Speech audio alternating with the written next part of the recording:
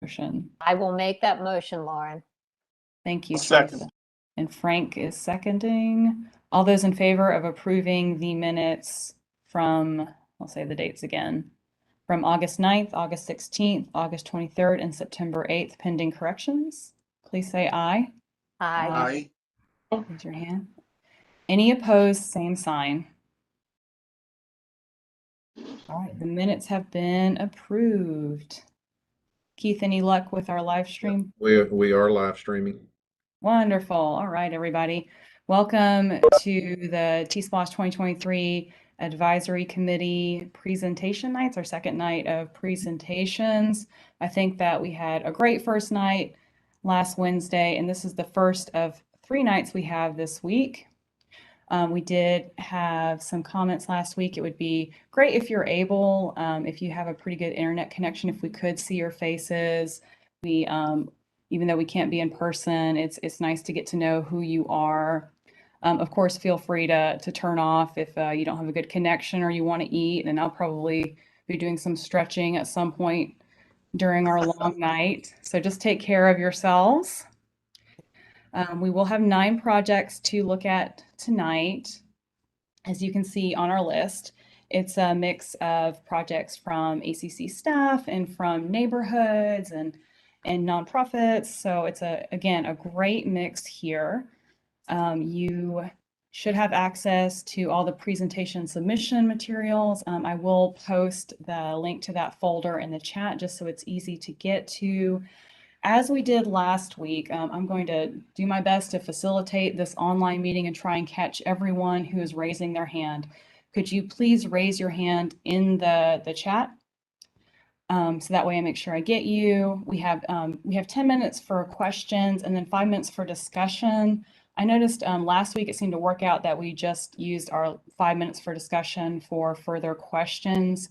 Are y'all okay with doing that, or do you want me to pause and ask and say, let's have some discussion, or do you just want me to keep answering questions, having questions if there are any? I think it worked out well the way we did it last week. Okay. It flowed pretty good to me. Okay. All right. Thank you, Frank, for that. And John, I saw you nodding your head, and Daryl, you as well. As with last time, I will prioritize folks who haven't had a chance to ask questions yet, so we make sure we get those people in. And please, since we don't have a whole lot of time with our presenters, try and make your questions as succinct and specific as possible. And then, of course, you can fill out the question form if your question doesn't get answered. And thank you for those of you who did that last time. I think that's been very helpful. And let's keep in mind, like, submitting a SPLOST project, including a TSPLOST project, is quite an undertaking. It's been a very difficult process for our Athens-Clarke County residents. So be kind to them. It may be the first time that they've pitched something for their neighborhood in a long time. And we want to honor, respect, and thank them. And they know that we have a whole bunch of projects to go through. And even though there's so many that are qualified and would be great projects, we really have our hands cut out for us. And we're also going to hear from staff tonight. And I want you to be kind and considerate to them as well, because they also had to go through the forms and review the resident submissions. And I think that it's particularly tough being ACC staff, because you have to pitch for money in some ways to do your job. So I think about it like, what if I had to pitch, I'm a web developer, so what if I had to pitch my need for servers to all the voters of Athens-Clarke County? Like, that would be pretty tough. So be kind, okay? Because you're going to see some big numbers tonight. It's a crash course in how government spending works. And we have a lot to learn. All right. Any other questions before we start with our first presentation of the night? Keith and Robert, did I miss anything? No, well said. All right. Thanks for letting me chat. And I will stop sharing my screen and I'll start putting up links here. And Okay. our first presentation of the night is project number 5, the Bridge Improvement Program. Coming back to my notes here, and that's you, Stephen. Yes? That's me. All right, Yeah, Stephen, thanks. welcome. Good to see you again. Yeah, good to see y'all as well. Appreciate y'all dealing with TPW again. I'll start us off tonight with the exciting world of bridges. All right, so first some basic background. We have over 100 bridges here in Athens, and Athens-Clarke County maintains 40 of these. The average lifespan of a bridge is about 50 years, and the average age of our bridges here in Athens is around 41 years. So that means that our entire inventory of bridges is reaching the end of its functional life, and some of our bridges are much older than that 50-year mark. The oldest ones are over 70 years old. We obviously don't have funds to go out and replace every bridge in the county all at once, but one thing we are able to do is provide some life-extending maintenance as prescribed by GDOT, who comes out and inspects all of our bridges every 2 years to give ratings and recommendations. And there's certainly a point where rehab work just won't cut it. So what we're asking for here is actually a hybrid funding approach to provide annual bridge repair funds, as well as matching funds to work with GDOT on full bridge replacements. The state has historically replaced bridges on both local and state roadways, but typically they'll only assist with locally maintained bridges sometimes long after that bridge has passed its functional lifespan. And as we point out on the slide, this usually does not include enhancements like bicycle and pedestrian facilities. So to recap this block of text here, we do believe an annual allocation of $350,000 will be able to address all of those necessary bridge repairs as identified by that GDOT bridge inspection report. We're also asking for $2.7 million to provide matching funds to help prioritize and enhance future GDOT bridge replacements here within Athens. And this next slide really basically covers what I was just saying, though I'll point out that similar projects have been approved through past TSPLOSTs to help with our bridges, though the last time this was funded is actually back in 2011. To get to the meat of our request here, this is a snapshot of the 10 worst rated ACC maintained bridges in the county. And these ratings are based on a 0 to 100 point scoring system that was adopted by GDOT from AASHTO, which is the Association for American State Highway and Transportation Officials. It's based on 4 things: structural adequacy and safety, serviceability, functional obsolescence, and then the necessity for public use. So any bridge with that rating of 50 points or lower is automatically a candidate for replacement. However, there's other factors ensuring that bridges meet current GDOT guidelines and design standards, which can also result in GDOT determining that a bridge needs to be replaced due to functional obsolescence. And a functionally obsolete bridge is one that was just built to standards that aren't used today. So a good example would be the Belmont Bridge, which is on this list. It's scored a 64.7, so that's above 50, but was determined obsolete based on its age and narrow width, and it's currently being funded by GDOT for replacement. And as it's written here, that replacement would include accommodations for bike and pedestrian. Other bridges to note on this list here, the North Avenue over the North Oconee Bridge is our worst rated bridge. It's got a rating of 37.3, as you can see there. We've currently got a $25 million grant proposal submitted that, if awarded, would replace this bridge as well as provide bike and ped connections and safety upgrades throughout all of the North Avenue corridor. If we don't get this grant, however, that bridge will continue to be one of our highest concerns. So that is something that to be thinking about. And the timeline for that grant, we won't know until November, but that is before the referendum. So we should be able to give you an update in the next few months on that. Fowler Mill Road Bridge is another one to point out here on the list.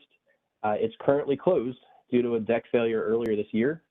As we have no bridge replacement funds currently, we are at sort of at GDOT's mercy to schedule this into their replacement program, and that could take as long as 5 years.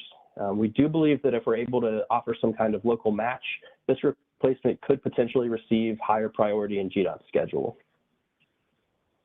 And here are a couple pictures of Fowler Mill. It really is a good example of what can happen without funding for these kinds of life-extending repairs and replacements. The current funding levels, which we'll look at in the next slide, really don't cover anything past basic maintenance. And so here on Fowler Mill Bridge, this road's been closed to traffic since April. The metal pan, which you can actually see through the asphalt there, it's sitting on the bridge structure and holding the roadway asphalt. So that metal pan failed, causing potholes and some dangerous conditions to passing vehicles.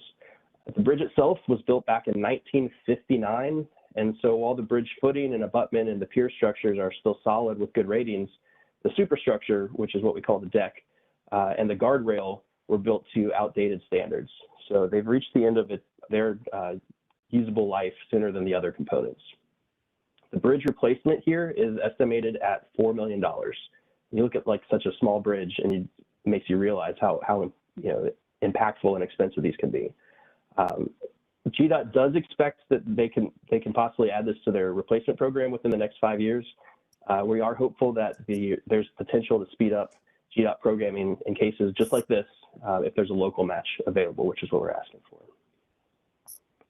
So on to the budgets. As I said before, we do believe that that amount requested would be adequate for annual capital repairs. I also note that this would free up an estimated $50,000 annually from the general capital budget, which could go toward other community priorities for the next 5 years. So you can see there, that shows an example of how much we've set aside for bridges through general funds. And without the need for that, if we get TSPLOST funding, that money could go back into the general pot for other projects. The portion that we're asking for dedicated to bridge replacements would also create some really timely matching funds as we reach the verge of federal infrastructure dollars, which we've kind of talked a bit before about. So by offering matching funds and completing conceptual design work on some key bridges, we can really create some competitive shovel-ready projects for upcoming federal and state bridge grant funding. And finally here, by funding a more proactive approach at bridge maintenance and replacement, we'd also avoid some of those catastrophic failures such as Fowler Mill, which cause both safety and accessibility concerns.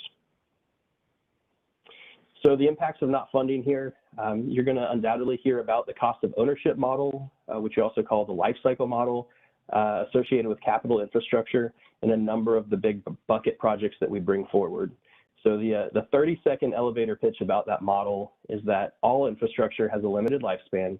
We've got to consider the cost of upkeep and replacement of public infrastructure the same way that we consider, cost and upkeep of replacement of things in our personal lives, things like vehicles and homes. So a common theme is that an ounce of prevention is worth a pound of cure, right? So preventative maintenance costs are significantly less than some of these reactive replacements. Putting small amounts now into a specific bridge repair can really prolong the life of a bridge up to 25 extra years. And that delays the need for a multi-million-dollar replacement. And then finally, notice that there's also environmental consequences of ignoring bridge repairs. So part of the routine maintenance that we do is focused on the running streams and rivers beneath these bridges, stabilizing embankments, dredging silt buildup. And without these improvements, we really risk destroying ecosystems and intensifying erosion and flooding in these areas. As mentioned before about that sufficiency rating system earlier, this program, again, uses data-driven prioritization. So that's what we use to determine where funds are most needed to protect our critical infrastructure. We also want to point out that this would provide equitable benefits for all roadway users. So the replacement matching funds would be used to include bike and pedestrian features, prioritizing funding based on Athens in Motion Master Plan tiering metrics. When we compare bridges, When we compare bridges to partner with GDOT for widening and parallel bike and ped features during replacement, we'd also combine the structural safety scores of those bridges themselves with the Athens in Motion network tiering to determine which bridge would provide a more significant benefit to ACC's active transportation network. Good examples of this would be GDOT maintained bridges that desperately need bike and ped enhancements to remove Athens in Motion recognized choke points. So that could be like the, shown here, Mitchell Bridge Road, Bridge over the Loop, has a low sufficiency score. It's also part of a Tier 2 ped and bike project. North Avenue, Danielsville Road over the Loop, it's also got a low sufficiency score. It's part of a bike and ped Tier 1 project. and then Old Macon Highway Bridge over the Middle Oconee, which is a Tier 1 PED and Tier 2 bike. The final slides we can skip. It's really just, I'd refer you back to our application on how these application criteria selections have been met. And then just to point out with the triple bottom line impact, again, you can look back at the narrative, but just take a minute to visualize this network. Notice that this is our active bridge network, and we're split vertically by a number of rivers and creeks, as well as the loop. You know, the loop was a great vehicular improvement of the past 50 years, but it also created new barriers for people, particularly for residents in poor neighborhoods who are limited and separated from jobs and public amenities by this new roadway. And those crossings that it created were really targeted primarily at motorists with that loop. So I hope this shows you how critical our bridges are to travel and commerce throughout the county. Any one failure can easily cause massive hardships to our residents, not to mention safety concerns of a bridge collapse. Great, thank you all. Thank you, Stephen. Before I ask others for questions, I do have a question for you, or maybe it's a comment. So these are some really old bridges, and so Athens-Clarke County didn't unify until 1990. So in some ways, like, we've inherited a lot of these rural bridges, and now it's time to replace them, right? Correct. Yeah. So I think it's important for the committee to have that context. It's not that, you know, Athens has been neglecting these bridges. It's just like we have a lot more responsibility. We've gotten a lot more responsibility over the past couple decades. So I will open the floor for questions. And please raise your hand in the chat.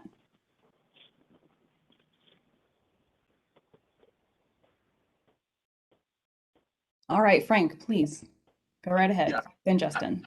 I got a question. Is bike and pedestrian concept, is that going to be in the future with all bridge replacements, the enhancements for bike and pedestrians? We'd really like to see that, you know, especially I think in most cases it makes sense. And whether that's done by widening the actual bridge and adding, you know, like bike and ped multi-use on that, or whether we have to create a separated bike and ped bridge that, you know, runs parallel to that, we're really open to those ideas. I think it matters most when GDOT can come and partner with us, which strategy we use. Okay, thank you. Justin?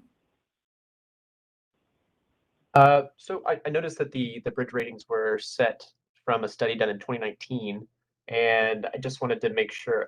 Obviously, they're worse now than they were in 2019, but I wanted to better understand is the rate at which they diminish like a standard rate. So, for instance, that one that was the worst off, it's been roughly like 50 years. It would have been another 1.25 rating diminished over the last 2 years, or does it diminish at a quicker rate the older it gets? Does that make sense? It does. What they actually do, they physically come out and inspect every 2 years. So they don't actually use sort of an aging formula the same way you might do with pavement, right? So pavement, you can use a formula to calculate, you know, how quickly this is going to fail over time.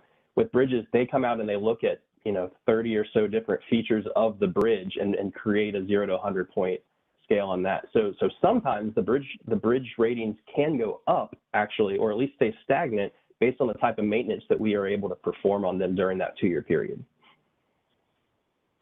It's a short follow-up. Mm-hmm. So since it's been 2 years since 2019, are we expecting another study to come out or a survey to come out in this year? We are. So so this fall, I'm hoping we can get some new sufficiency ratings from GDOT. All right, I have Jeff, then Mallory.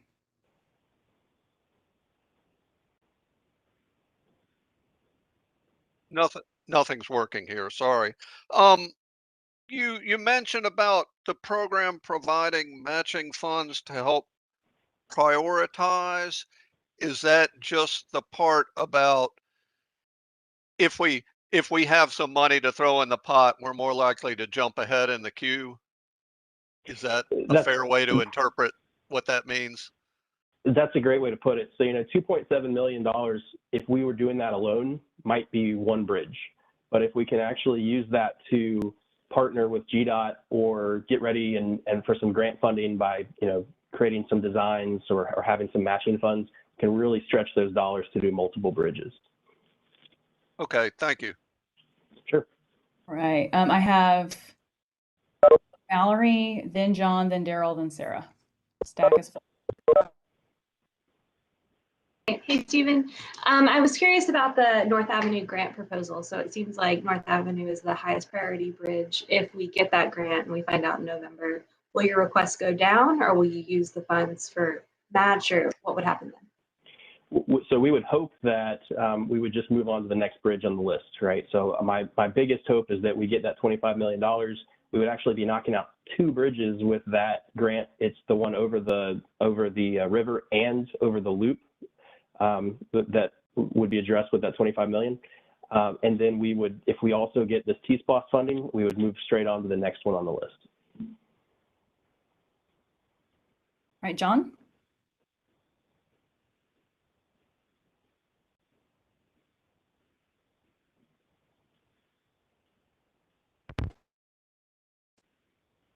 Sorry. There you go. Okay. So, so my question is maybe related to Mallory. So then, is it, as you move down the list, is it, you do this project, and then if there's money left, you go to the next, or, does the money get spread out then? What's your algorithm? So my hope, a lot of it has to do with which of these bridges GDOT's ready to come to the table on. If we are doing matching funds, what I would like to do is bring our entire list to them and say, here's what we need, what can you help with? And they might have a different priority list based on some of their state priorities.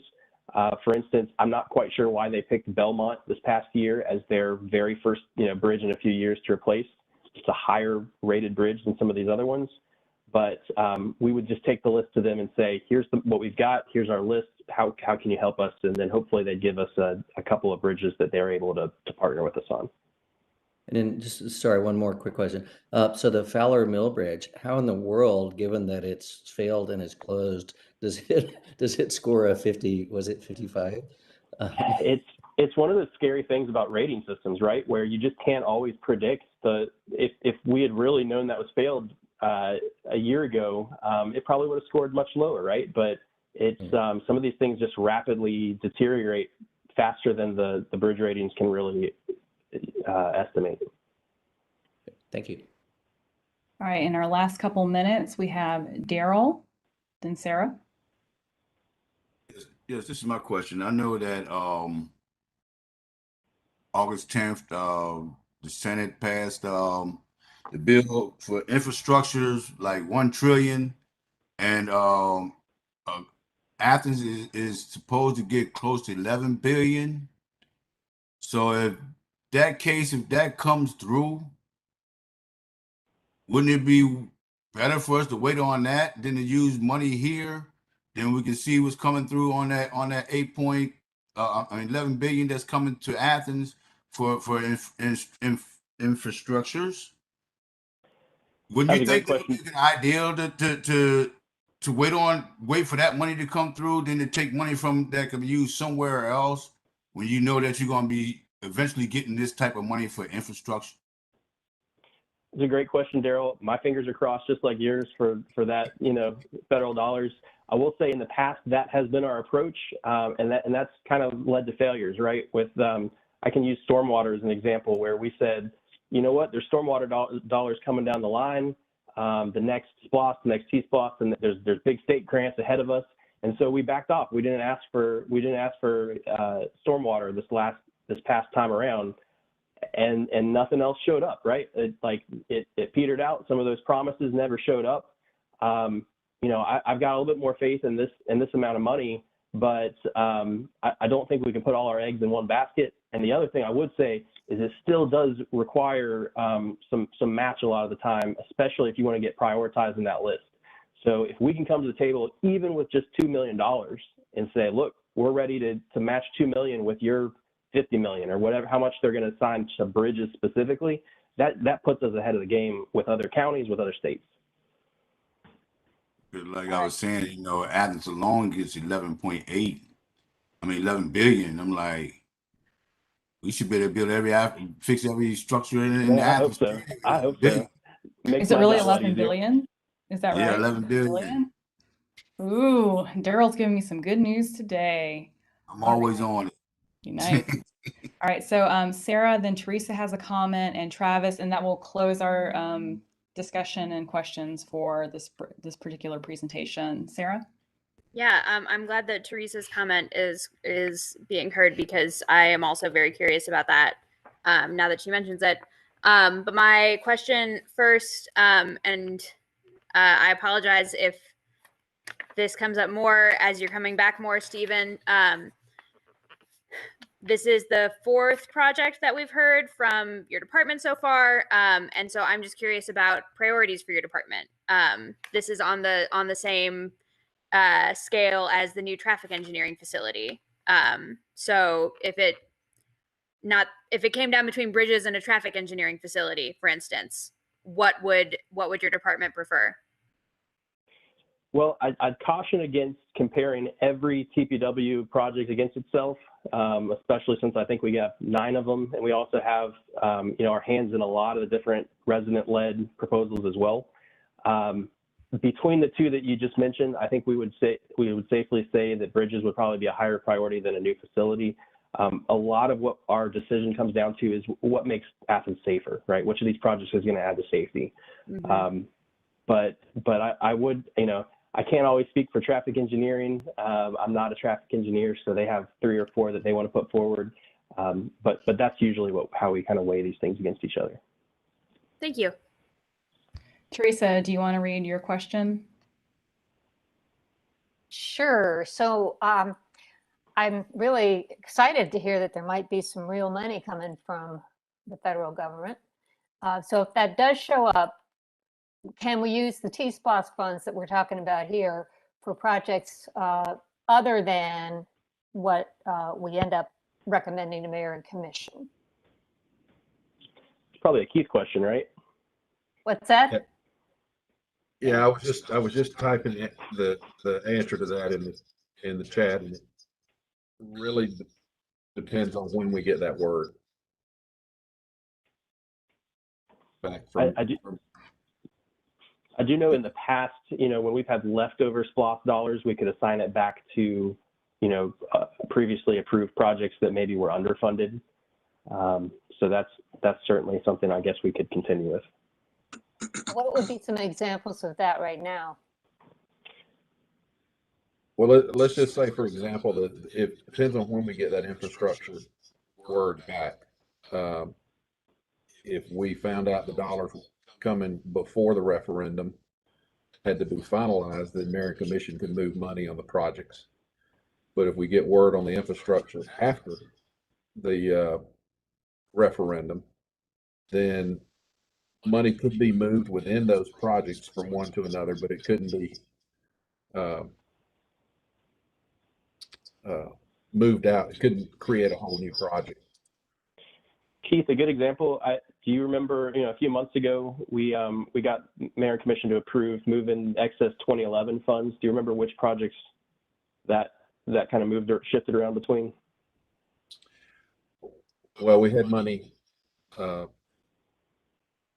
left over at one point for the airport, and that money got moved to I think Firefly Trail, or we had money left over in a Greenway project or something.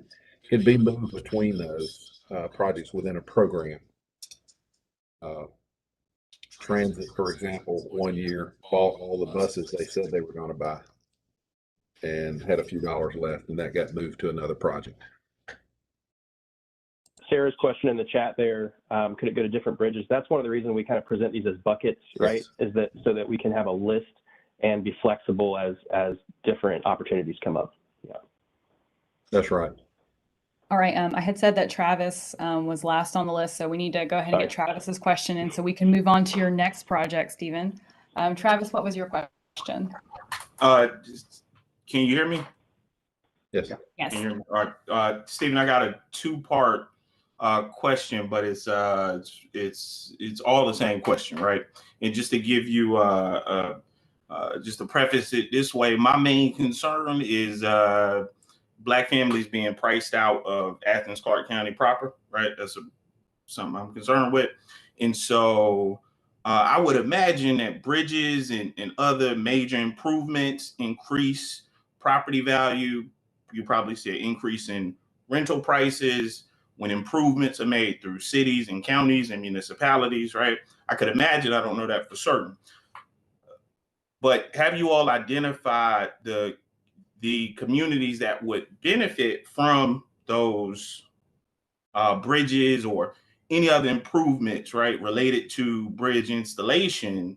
And my comment isn't meant to say let's not improve communities that white supremacy has destroyed. It's we should have protections in place, right, that keep those areas affordable and empower those families to participate as active members of the demos. So it's a comment mostly, right?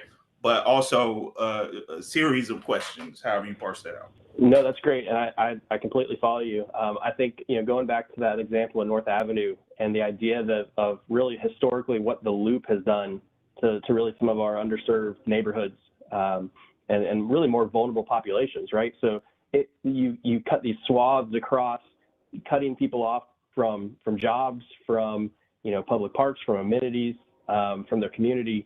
And that was something that was, even just 30 or 40 years ago was happening with the creation of some of these bigger highways. So this really is an opportunity to find those affected populations that are cut off. If you've got to drive a car to get just half a mile down the road, that hurts a big portion of the population. And that North Avenue one is really what I just go back to, because it's specifically a couple of neighborhoods that are on the other side of Danielsville Road there that would really benefit from having a non-motorized connection to get back to the commerce, the jobs, the amenities. I mean, think about how many public amenities are on North Avenue that you can get to if you could just bike or walk there. So yeah, I completely hear you. That's something we will be absolutely prioritizing. And so, Stephen, just a quick follow-up. So the only real question I have in relation to that, I would imagine these bridge installations will come with some sort of assessments like you referred to earlier. Would race, socioeconomic, and other demographic features be described in these reports prior to the installation, or is this something we'll just have to look at 50 years from now? So I guess I'm just trying to figure out what's the content of the information you all will be moving with. I think, as I sort of mentioned in that rating portion, the bridge itself is rated based on safety, but how the context of that bridge affects the community is a combination of that. Plus, right now, the easiest thing to use is Athens in Motion, right, which has an equity factor to it, built on affected populations, equity score. The equity score is baked in there. But I would absolutely be it's not set in stone as how we decide on these things. And I think it really would use a group to come up with that answer as we start with a list and a budget, and we move with community input to see which ones get prioritized. Travis, I thank you for your question, your comment. It applies to so much of our infrastructure and the way we go about building and creating the Athens that we want. So thank you for that. We'll go on to Stephen's next project, or I'm assuming you're presenting it, Stephen. It's the sign replacement program. This will actually be Mike and Tim over in traffic, so I will hand it over to them. Welcome, Mike and Tim. Hello. My name is Mike Dunbar. This is Tim Griffith, the traffic engineer, and we'll be talking with you about our sign replacement programs and this product.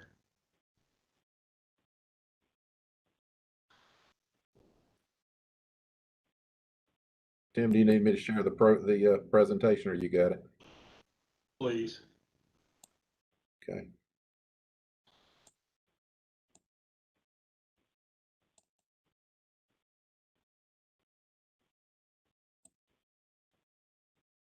All right, let's see.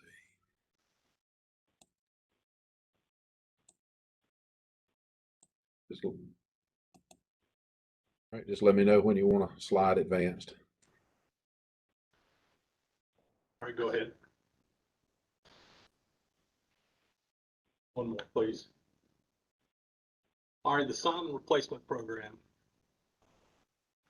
The industry standard of traffic signs is 10 years. And remember that number for just a second. 10 years. There are approximately 33,000 signs maintained by Athens-Clarke County.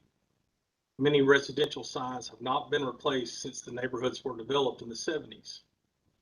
Current funding allows for approximately 200 signs to be replaced annually. On a recurring basis, that provides a lifespan of 165 years for that sign.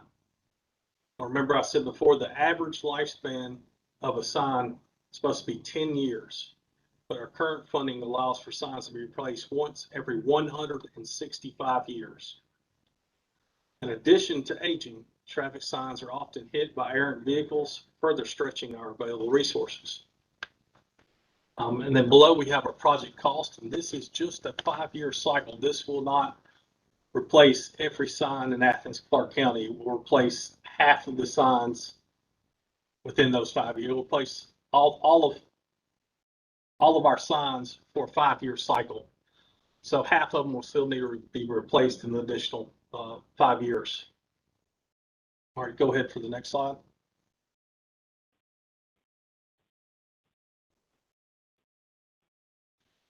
The sign replacement program replaces and upgrades street name signs, both overhead and ground mounted. The program installs signs compliant with highly retroreflectivity signs compliant with the federal requirement as required in the Manual of Uniform Traffic Control Devices. What retroreflectivity is it is a reflective sheeting that is on the sign that when a car drives by with its headlights, it doesn't just light up. That sign shines back to the road user, no matter what type of road user that is. If it's a car, truck, whatever the light shines on, it shines back to the road user. With age, signs lose the retroreflectivity, which reduces night visibility and deteriorates them under adverse weather conditions. With loss of visibility, drivers are unable to clearly see regulatory signs, which are stop speeds, speed limits, yields, or wayfinding signs, which are street names. Now, also, I want you to take this in mind. If there's a bad storm, signals go out. It's raining, it's hard to see the markings. But if signs are properly maintained, the road user still sees them. It's the only thing they can see to guide them on the road when we have adverse weather conditions. Next slide, please. The sign on our left is a fairly new sign, but it has been faded out by sun conditions. It would still be within its 10 years, but at night, that sign would hardly be visible. The sign on our right is a newer sign, which would be visible day or night. Next slide.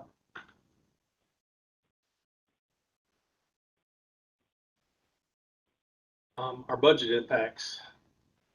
Most effective use of our general funds operating budgets. Over the last 5 years, you see some numbers here that we have used for capital sign upgrades. Under this project, we've replaced a little over 2,000 of our signs. Our impacts, we have enhanced safety, improved visibility of signs under all conditions, particularly during adverse weather and at night. And we're in compliance with federal retroreflectivity requirements, which decreases our liability. Tort liability is one of the biggest liabilities that any municipality can have. And there was an assessment done by Kentucky Transportation Center a few years ago. It said the largest total dollar claim amounts were related to claims involving traffic control devices. The major types of claims in this category would be related to inadequate signs or markings, or lack of a stop signs, or inadequate warning on a stop approach. Next slide, please. Not funding this project. We have liability due to non-compliance with the MUTCD, which is a federal guideline that we have to follow. Inability to update our aging signs with poor visibility, and continued degrading of our safety performance of our roadway network. In these pictures, you can see the difference at night, what a faded sign looks like compared to a sign that is in compliance. It is almost impossible to see some of the signs at night unless they have those retroflectivity properties. Next slide, please.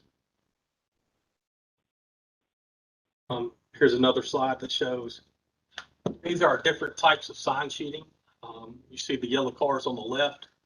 The first stop sign visible is a engineer's grade sign, and the last sign is a diamond grade sign. The distance you see at the bottom is the visibility that road user can see that sign at that distance coming down the road at night, which on the right shows you each stop sign and their types of sheeting, how it progresses from hardly being able to see it to being bright at night. Next slide, please.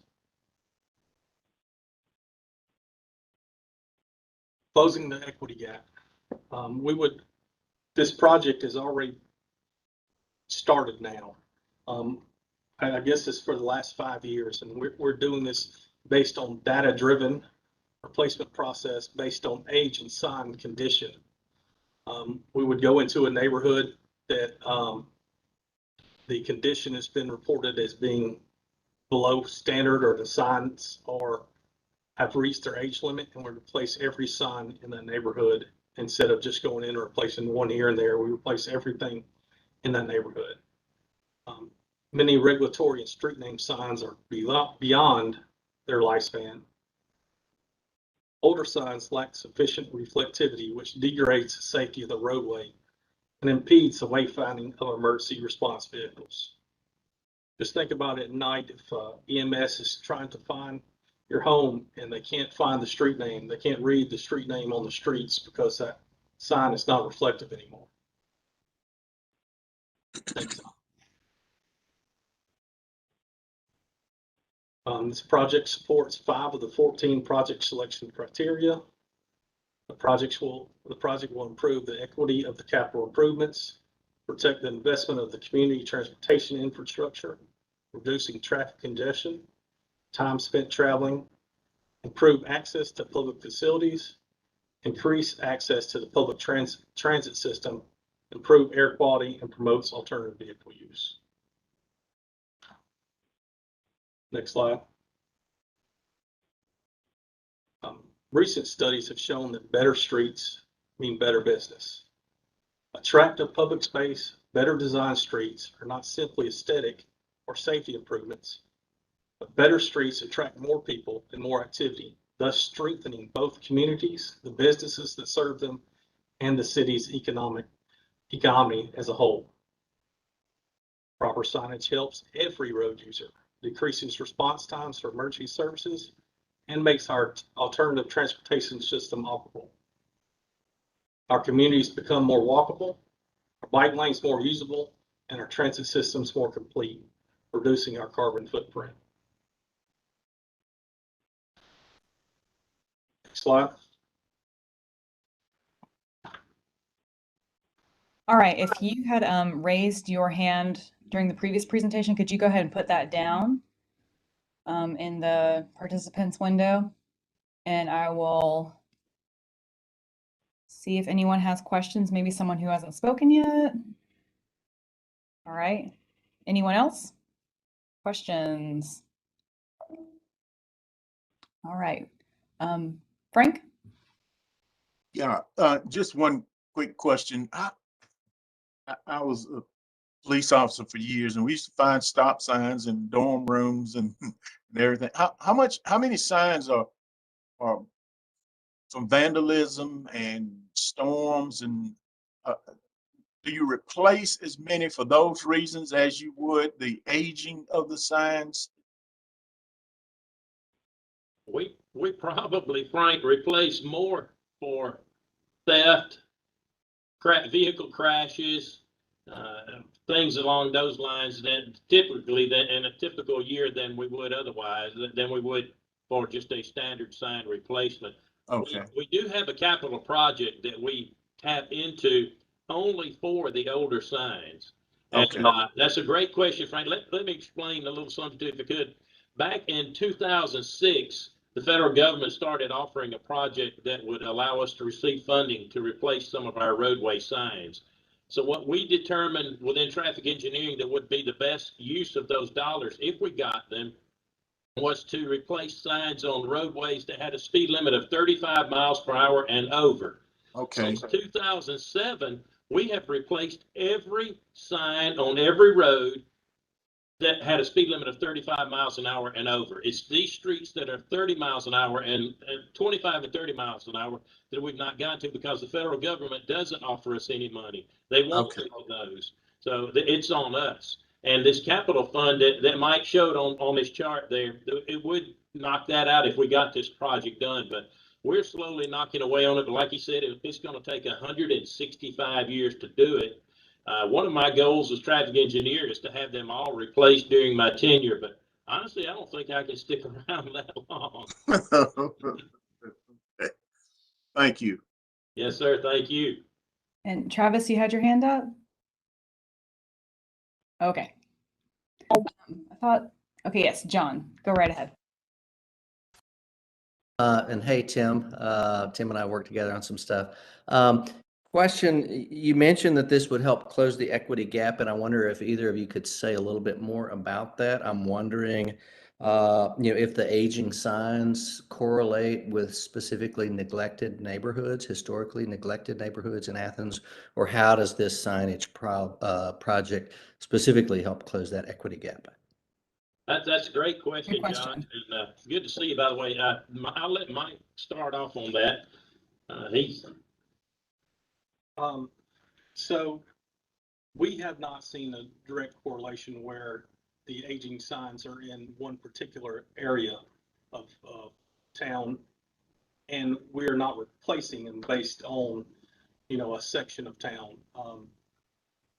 That is more data driven, where signs are worse in areas where there's tree cover, where there's, saps and stuff that come down, or the sun faces the sign on, longer during a certain section of the day. So we don't really see it in one area of town over another. We do see it based on weather conditions.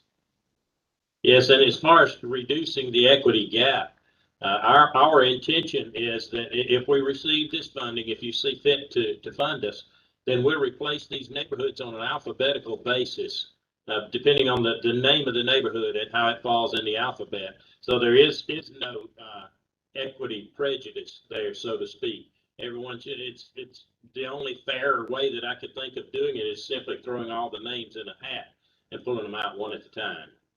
Does that answer your question adequately, John?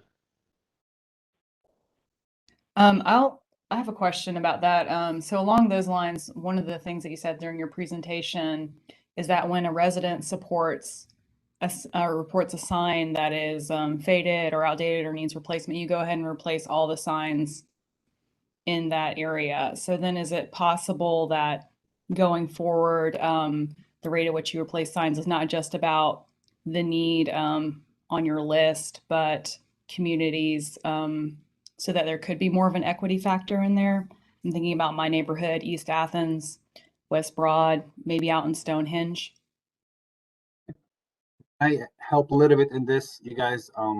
So we, as part of our pavement management program, we have rated our streets in 2019, and every 4 years we will be doing that. Now, how does this relate to traffic and signs?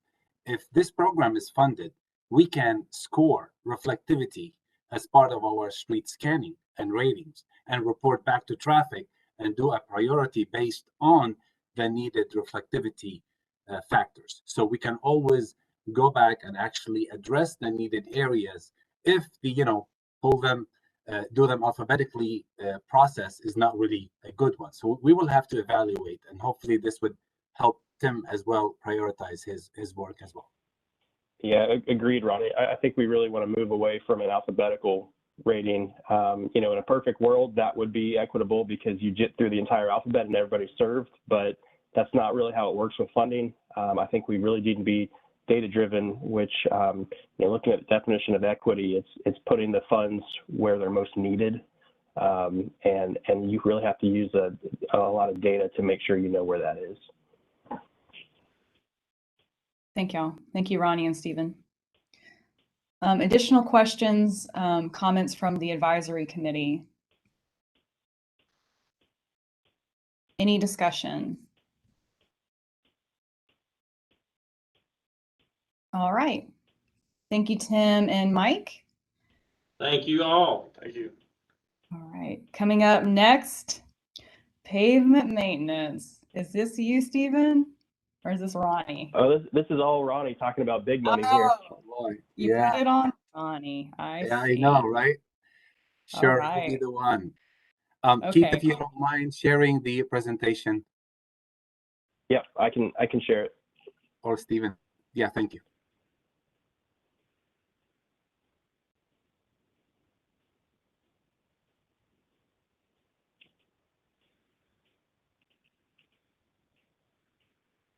All right, well, good evening, everyone, and thank you for having me with you today. We can move to the next slide.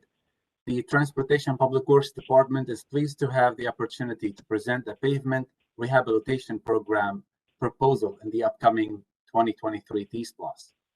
Next, there are 1,265 lane miles of roadway maintained by Athens-Clarke County.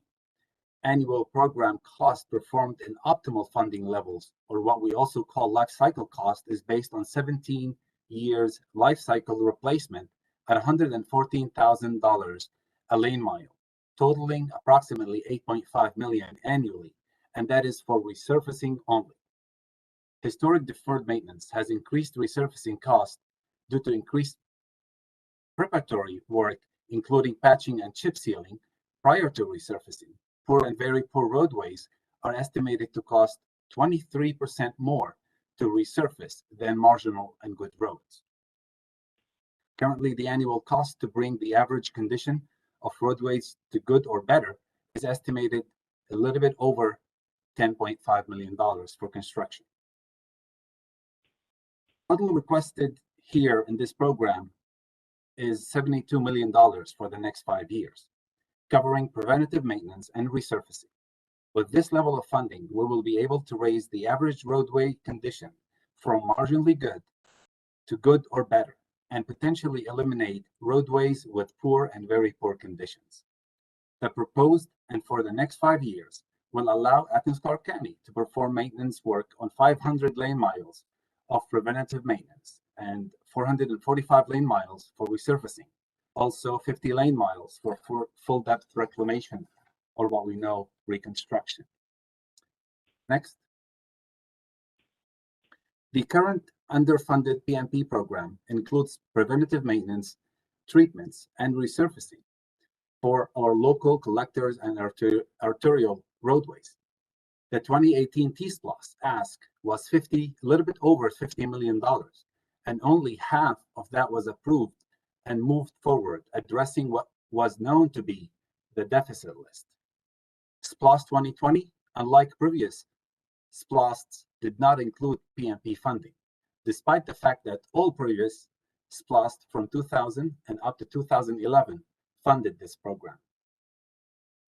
TSPLOST 2023 request includes sufficient funding for the annual PMP needs to maintain roads on 17-year resurfacing cycle with a construction cost close to $11 million a year, and shall alleviate general capital from increased future funding requests anticipated for the calendar 2023 PMP project, with potential increase from $700,000 to much, much higher figures in fiscal year 23 and the following year. Next. Staff believe that this approach is more efficient use of general fund operating budget that will reduce maintenance requests to repair potholes, Also, this shall aid in avoiding future costly full depth reclamation work. At the end, the community will enjoy reliable pavement, which is used by nearly all residents daily and by passenger vehicles, bicyclists, transit, and freight. Adequate funding will nurture sustainable maintenance of roadways, which have a replacement value of $144 million for resurfacing only. I'd like to get your attention to the fact that when resurfacing good and marginal roadways, the cost per lane miles is 2 to 3 times less than rehabilitation and reconstruction of very poor and failed roadways. Next. This is a little bit more in depth about the Pavement Condition Index, or what we call PCI. Good roadways on the left, it shows that good roadways, when they're paved, they're at 100, and they deteriorate from 10 to 25 years down to very low numbers, close to 0. Note that the new road, the concave down curve is the normal deterioration rate for a major roadway, with 75% life expectancy at 10 years. With periodic treatments, starting at 5 years, the roadway surface will regain life, and with little money spent on good roads, the roads end up lasting much longer before needing expensive overlays or rehabilitation. Most of ACC roadways are near the 75% life expectancy, and without adequate funding today, we risk reaching expensive treatment and rehabilitation options, or we will be forced to live with poor roadways condition for a long time. Next. Without SPLOST funding and with limited general fund capital, it is expected that the paving deficit to grow to a higher levels than pre-TSPLOST levels within 5 years. It is expected that the paving deficit will increase by over 5 million annually, and the PCI to drop from 2 to 4 points a year. Without TSPLOST funding, pavement maintenance is funded with an average expected life cycle of 63 years and an average PCI of 40 or less. This is while we continue to have about $2 million from state and general capital funds. Next. The pavement management program is already set up to close the equity gap and only lacks funding. The current pavement inspection protocol utilizes an automated rating system performed by a hired contractor that provides an objective and scientific methodology to determine pavement condition index for each roadway. This is done every 4 to 5 years. Under optimal funding levels, PCI scores are utilized to determine the preferred maintenance treatment. Adequate program funding will maintain equity between all roadways and allows for an equitable program driven by data and not just responsive to the loudest voices and cries from the public. Funding this project out of TSPLOST rather than general capital supports stable and consistent tax rates by transferring pavement management lifecycle cost responsibility away from ACC property taxpayers. Next. The project strongly supports 11 of the 14 project selection criteria, including reduced and eliminated pavement maintenance deficit, in addition to increased access, increased capital for transit, maintenance for or improved air quality, continued TSPLOST 2018, and others. Next. In this slide, you can see more of the great examples of the extra benefits that accompany well-funded pavement maintenance program. This would include roadway diets, reducing 4 lanes to 3 lanes when possible, overlapping with Athens in motion plans, formalizing parking, repairing curb and gutter, rejuvenating and enhancing bike and pedestrian networks, relieving capital fund from ongoing maintenance, and also collaborating with other projects at ACC. Next.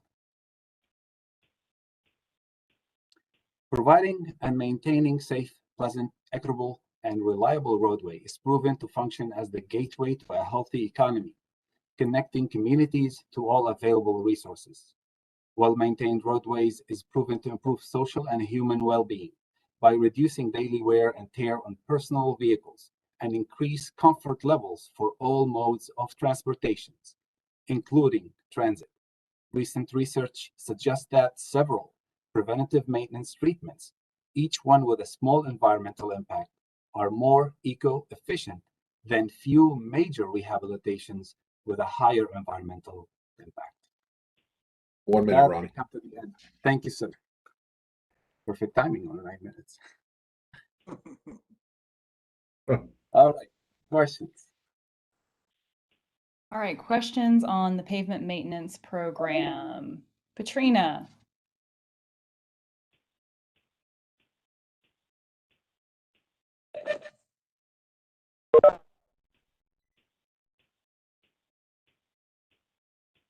Katrina, do you want me to repeat the question? Oh, there she goes. Yeah, I'm trying to unmute. Sure.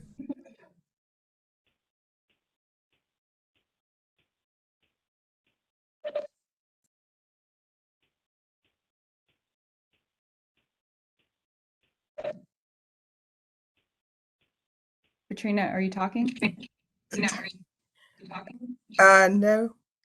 Oh. Did you want to ask your question? Sure. I can't unmute. You're unmuted. You're muted. We can hear you. Oh, sorry. I was having trouble unmuting. Yeah, I was wondering if you could go into some details about and sort of a little more on the human consequences of these type of rehabilitations. Sure. So the human impact, think about when a road is not well maintained, it may discourage people from driving on it. A road that is not maintained with signage, with proper marking, with maybe potholes in the roadway, definitely discourage a lot of people. Well, I say a lot, quite a bit of people from driving on those roads. First, because maybe their vehicle, maybe because they don't feel safe driving on this road. It just, it adds more wear and tear on their vehicles.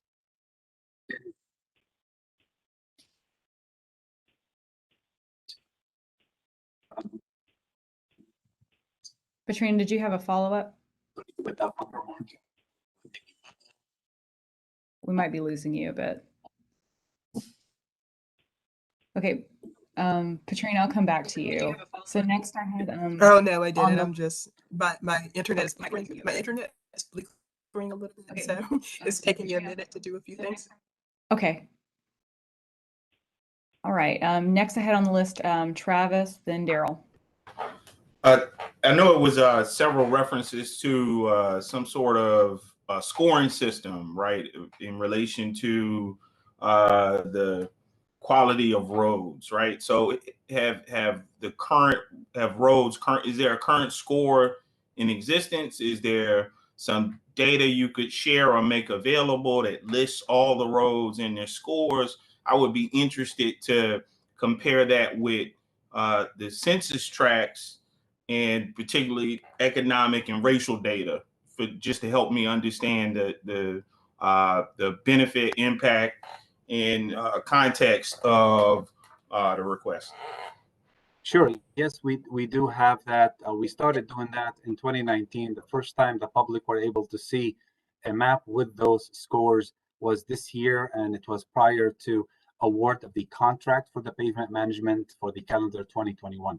We will be more than happy to send you a link for you to see where that data, what roads we have paved recently, and what roads are rated poorly or worst. Pretty much all roadways have been rated with scores and colored segments. That would be super dope. If there's a link, that would be great. I know you just referenced that. That would be excellent. Thank you. Sure. All right, Daryl, then Sarah. I have probably a 2 or 3 part question on this. My first part is that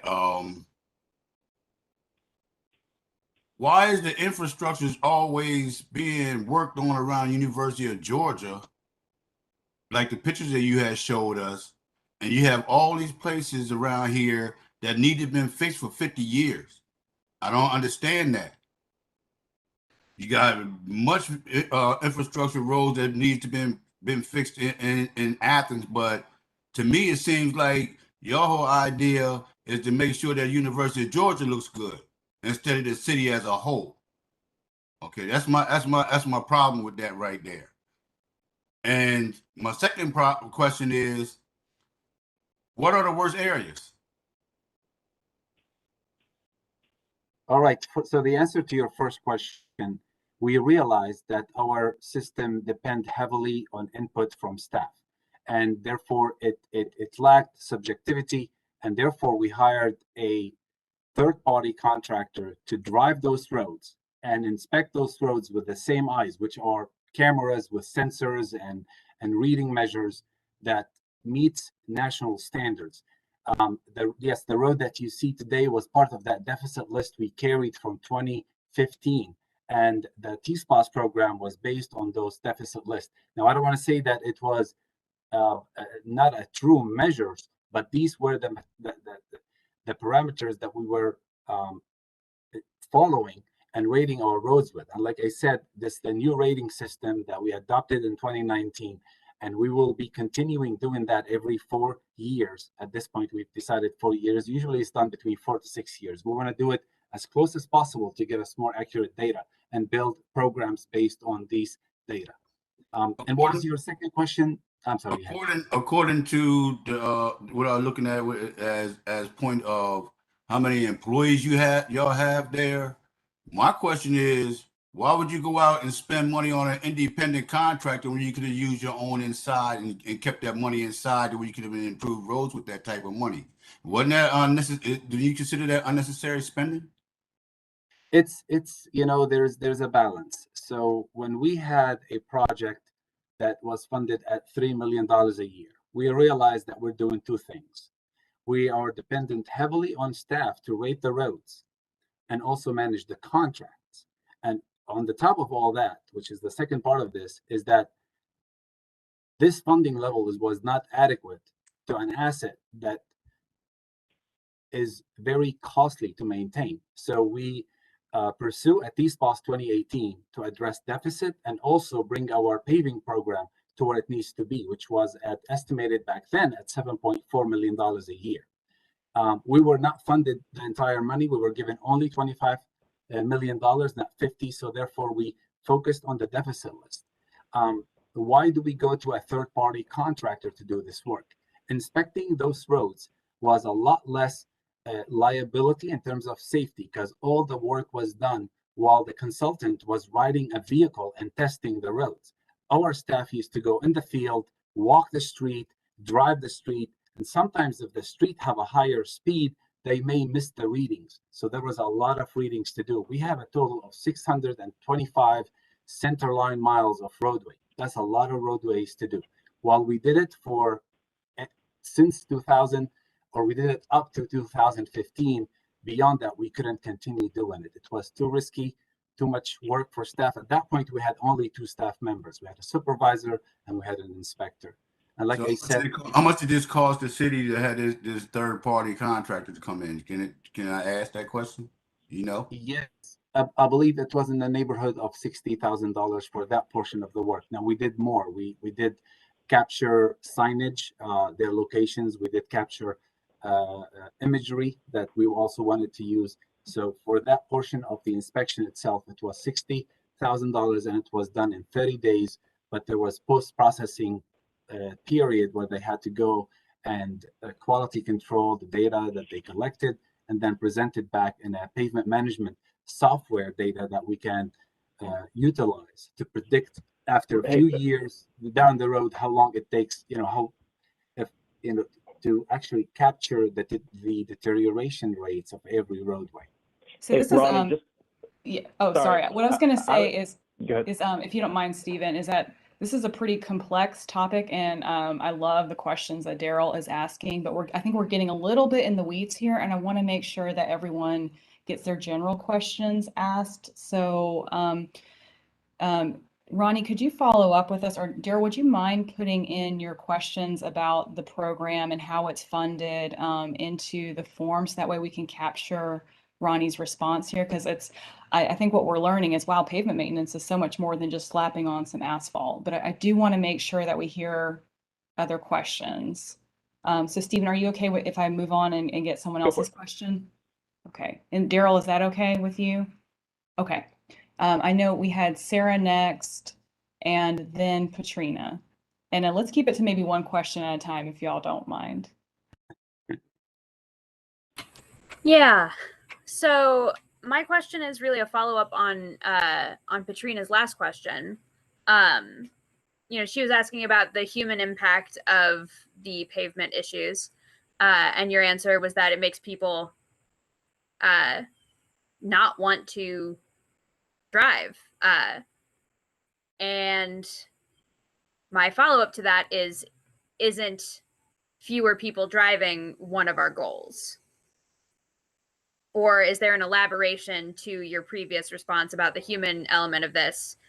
Because if the only thing, and I'm sure that that's not the only thing, which is why I wanted to ask, if the only thing is that people will drive less, if the roads aren't as good, then that's a good thing. And I'm less inclined to want to put money to make people drive more. And Ronnie, I'll let you jump in a second too, but I would also point out that just remember the roadways aren't just used by, personal motorists, right? So we've got transit, we've got cyclists. I know. Yeah,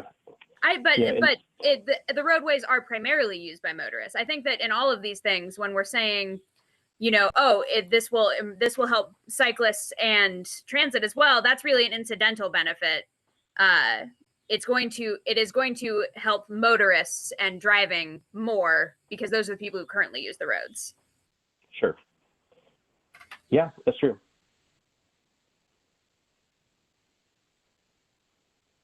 No follow-up really. It's just maintaining access to all the resources we have in the community. Just how would you access the resources if they are 10 miles away? You're not going to walk there. You want to drive your car. It's as simple as, yes, it discourages people from going and not feeling safe. And also there's benefit that comes along with a pavement program that encourages other modes of transportation. So when there is rejuvenated markings on the road where people feel safe crossing a roadway, when there is a clear mid-block crossing, when there is also a comfortable ride on the bus, they will take the bus. For the bus riders, whoever rode the bus, you would feel if the road is in bad shape. You would hate it when these windows are rattling next to you, and so on. But yeah, of course, this subject can be quite deep if we want to get into it. But yes, this is the simple version of it. And just very, very basic follow-up, is that supported in the studies that you've done, or is that based on your experience or knowledge or an assumption? This is based on experience and assumption. Okay, that's fair. Thank you. Yeah, no problem. Yeah, this is an expensive project, and for what it's worth, a pothole is a lot more dangerous to me on my bike than on my car. And we have known some people who have seriously injured themselves, for what it's worth. Yeah. We're running low on time, so I have Frank, and I would like to, let's see where we are after Frank speaks, because we might need to move on from there. Frank? Very quickly, has there been any studies that show that well-maintained roads affect property values in certain areas? There is suggested studies, not necessarily that I've searched, but you hear a lot of comments from the public stating that my property value has deteriorated because you did not pave my road, which I've heard that many times. And also accusation of, hey, yeah, you paved that neighborhood because you wanted that neighborhood to maintain this property value. Again, these were just people making, Thank you. but I've heard those, just with all honesty. Thank you. All right, I'm going to, I know we have a list of people who want to speak, but Alan hasn't spoken yet. So Alan, I would like to give you a chance to ask a question. Thanks. I think mine is quick. In looking at the way this is written, pavement maintenance is specifically for roadway maintenance, not for sidewalk maintenance, correct? Correct. All right, Jeff?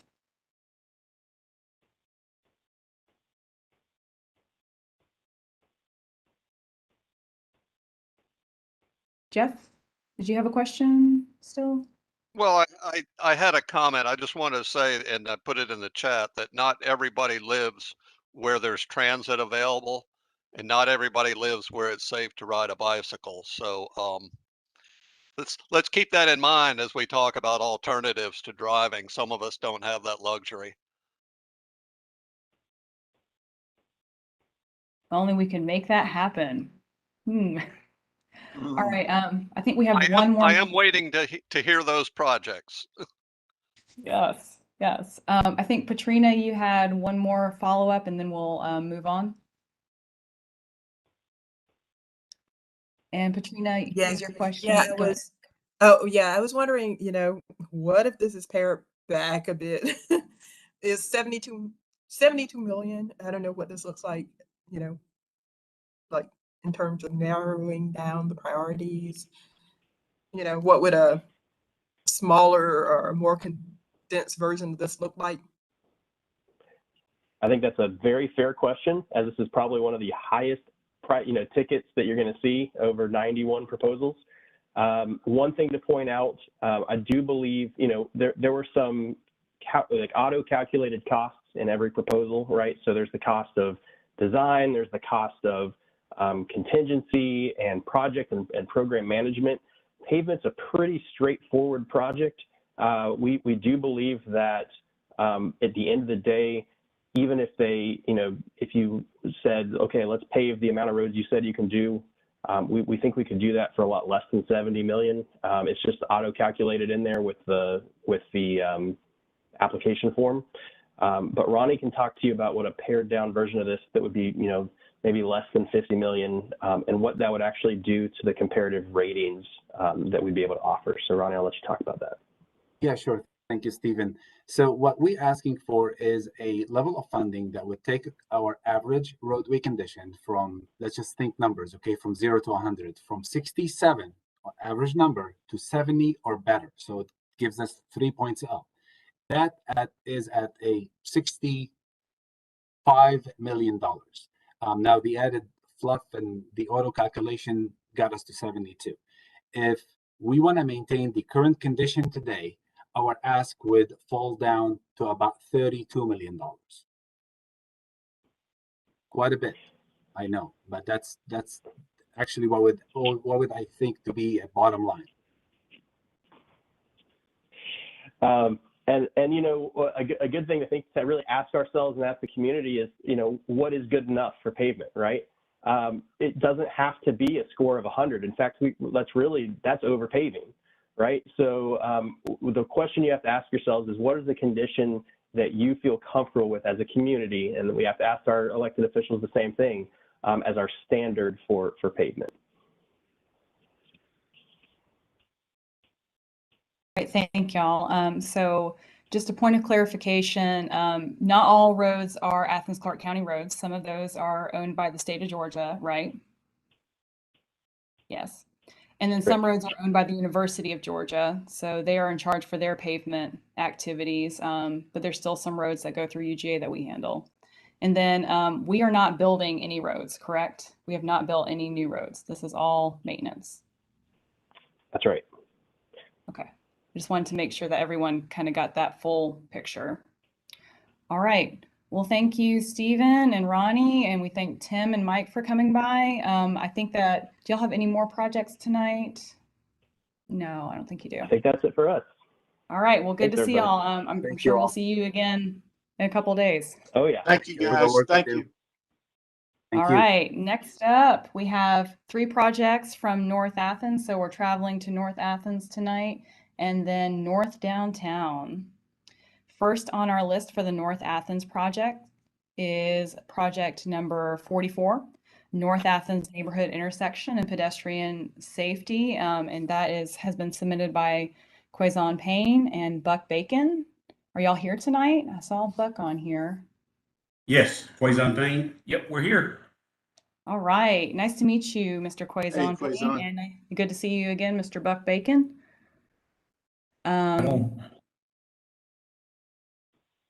All right. Who's driving? Is it you guys or is it us? I've got it. All right. Driving. All right, That's your okay. time starts now. Well, again, you guys have met me, Buck Bacon, with W&A Engineering, and we are partnering similar to what our partnership with East Athens Neighborhood Corporation. We partnered with the citizens of North Athens neighborhood. Yes. And Quazon is here to represent them, and I'll let him introduce himself. Quazon Payne, a longtime resident of Athens-Clarke County, born and raised. Not at Piedmont, but at Athens Regional. I'll call it Athens Regional until I die. Grew up here in Athens, went to Fowler Drive. I live in this area. Went off to Georgia Tech, got my civil engineering degree, and came back to Athens, and I still live just a mile from where I grew up in this same area. We have a total of 15 projects that we will be presenting to you, and all 15 of these projects are basically tied around one thing, and that is saving the lives of individuals. I had a different introduction that I had prepared, but over the weekend, as of Saturday night, we actually had a pedestrian to get killed, hit by a car on the side of the road. So I just want to bring about the importance of these projects. These projects are all tied around getting people out of the way of traffic. We're not trying to beautify anything. We're not trying to put art on the side of the road. We're not trying to create recreational paths. We're trying to put distance between cars and people and provide safe passage for people to travel up and down the roadways, because they're going to walk. I live in this area, whether it's Pitter Road, Nowhere Road, Smoky Road, 106. It doesn't matter what time of the day you drive, day or night, there are people all ages walking up and down the side of the road. I actually sent Buck a picture yesterday where the man was driving his motorized wheelchair on the yellow lines in the middle of the highway trying to get to work. And this is a common occurrence and a common picture in our side of town.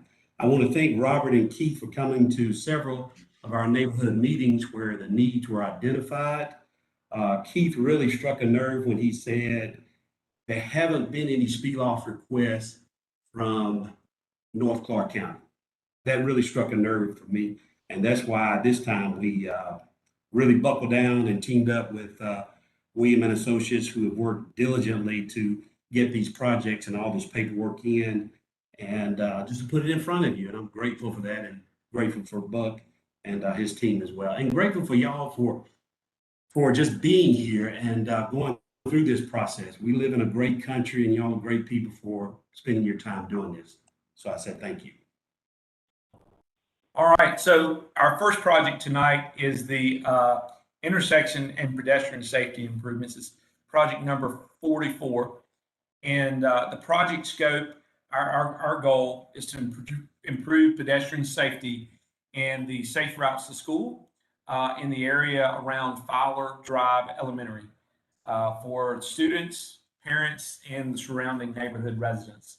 So we're going to talk a little bit about Freeman Drive at Fowler Drive and Kenwood Drive, and the potential intersection improvements that we'd like to ask for, as well as some additional street lighting, trash receptacles. We also think it'd be a good idea to add some RFBs to aid in safe pedestrian crossings.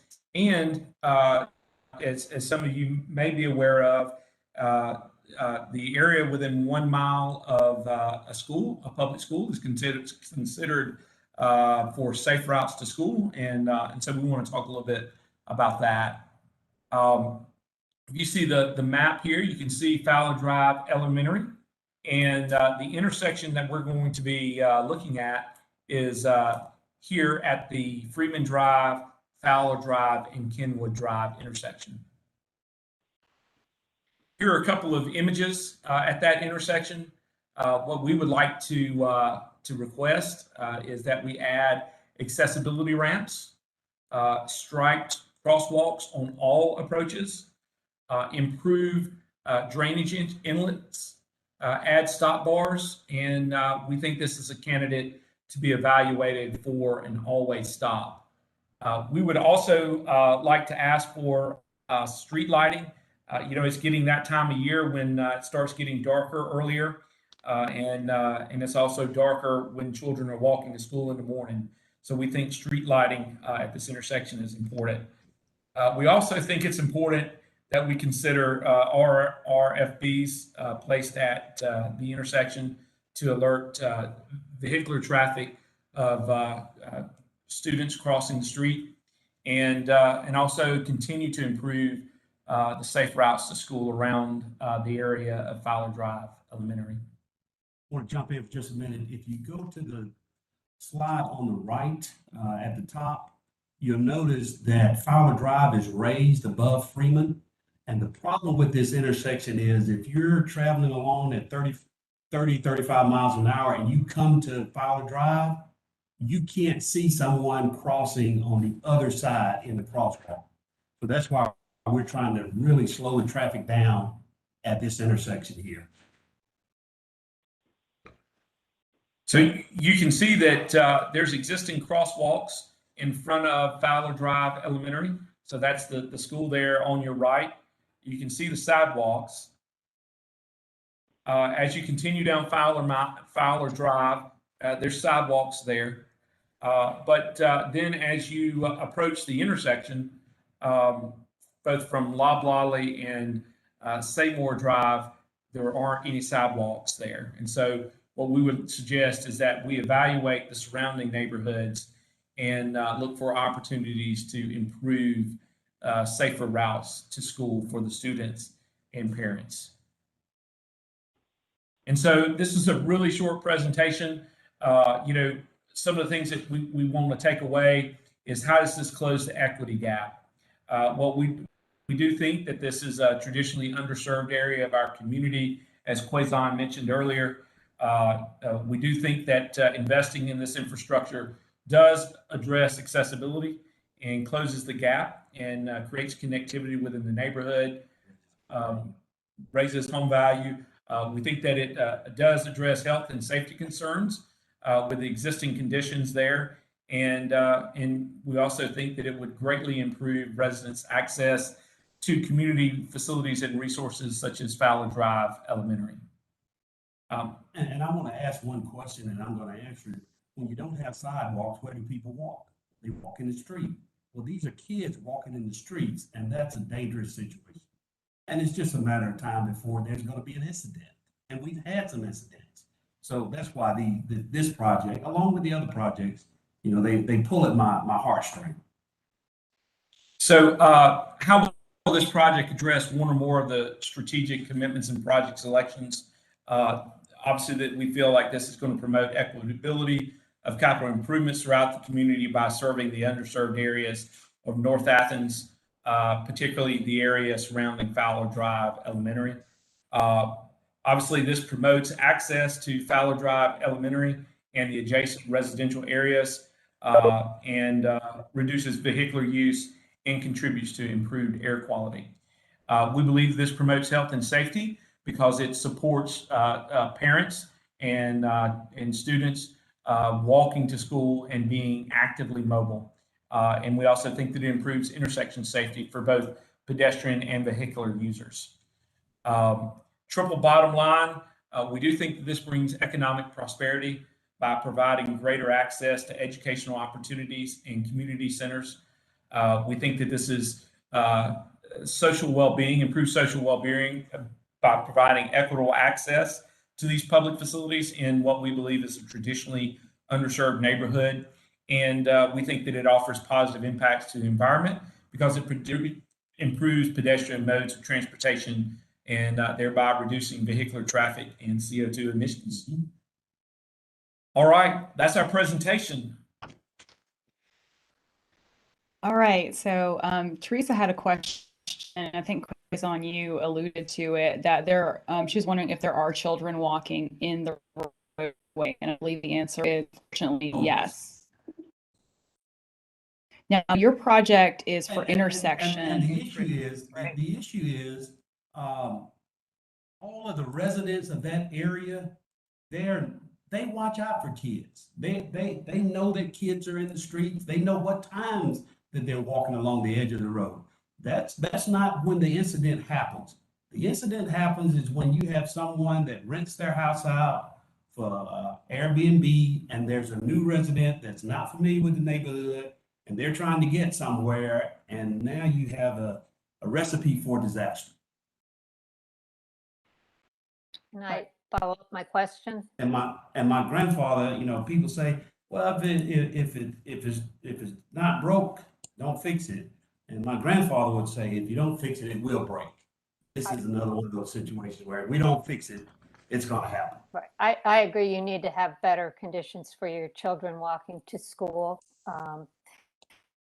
But my question is going to the fatality that you mentioned. I'm really sorry to hear about that, and I'd appreciate knowing, you know, where that happened and how it happened. You're actually going to hear about it at the 720 presentation of Pitter Road. It happened out on the Pitter Road area. You're going to hear about it. Then Samantha is going to make that introduction, and she's going to talk more about it. But I mean, this is just one. If I take you back over the years, I can just name them, just right down the path where people have lost family members because of people walking in the roads. I mean, Yeah. Our next question is from Frank. Yeah, it's not a question, statement. I retired as chief of police for the school district, and I am very familiar, Quaison, with yes, sir. that area surrounding Fowler Drive Elementary School. At the end of the day, those kids fan out in lots of different directions, and the signage there be improved. The sidewalk areas need to be improved. This is the first time I've served on this committee, so this is new to me. But the conditions over there are not new to me at all, because we've had to send officers over there just to patrol the area until the foot traffic from kids, you know, until they go home and everything, just for safety reasons. So your point and your presentation is well taken. Thank you. Thank you. Thank you. Good to see you too. Good to see you, Quaison. Thank you, Frank. Sarah?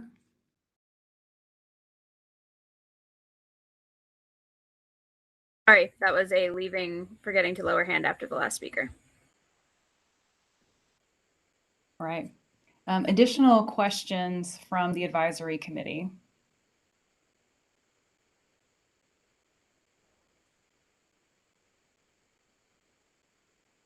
Comments, discussion?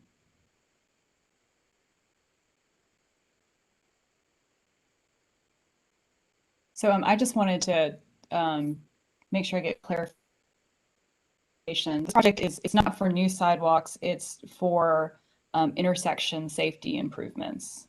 Correct? That's correct. We are proposing, I mean, there would be some additional sidewalk, right, to provide some connectivity, but yeah, it's primarily focused on the intersection itself. Gotcha. All right, any additional questions or comments from the committee before we move on to the next North Athens project? Katrina did have a question in the chat about transit, and there is a transit route that goes down Fowler and then turns onto Freeman and comes back towards town. There are three different stops on Fowler Drive.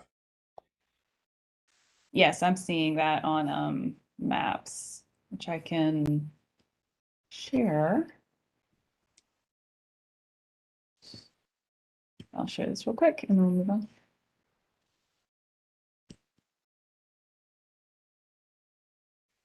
Because I love maps. Where were they? Well, there's one just after you turn on to Fowler from Danielsville Road. There's one down at the start of the school and one at the corner.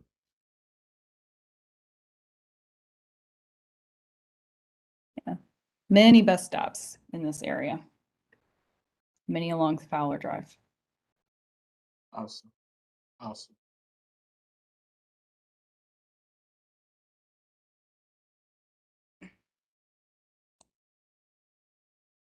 All right. Next project, project number 45, North Athens Neighborhood, Pitter Pittard Road multi-use trail. And this is where a gentleman cycling was killed over the weekend. So, Lauren, we have a co-presenter who is not owned. Would it be okay if we proceeded to Isla Road and came back to Pittard Road? Samantha's on, Buck. Oh, she is.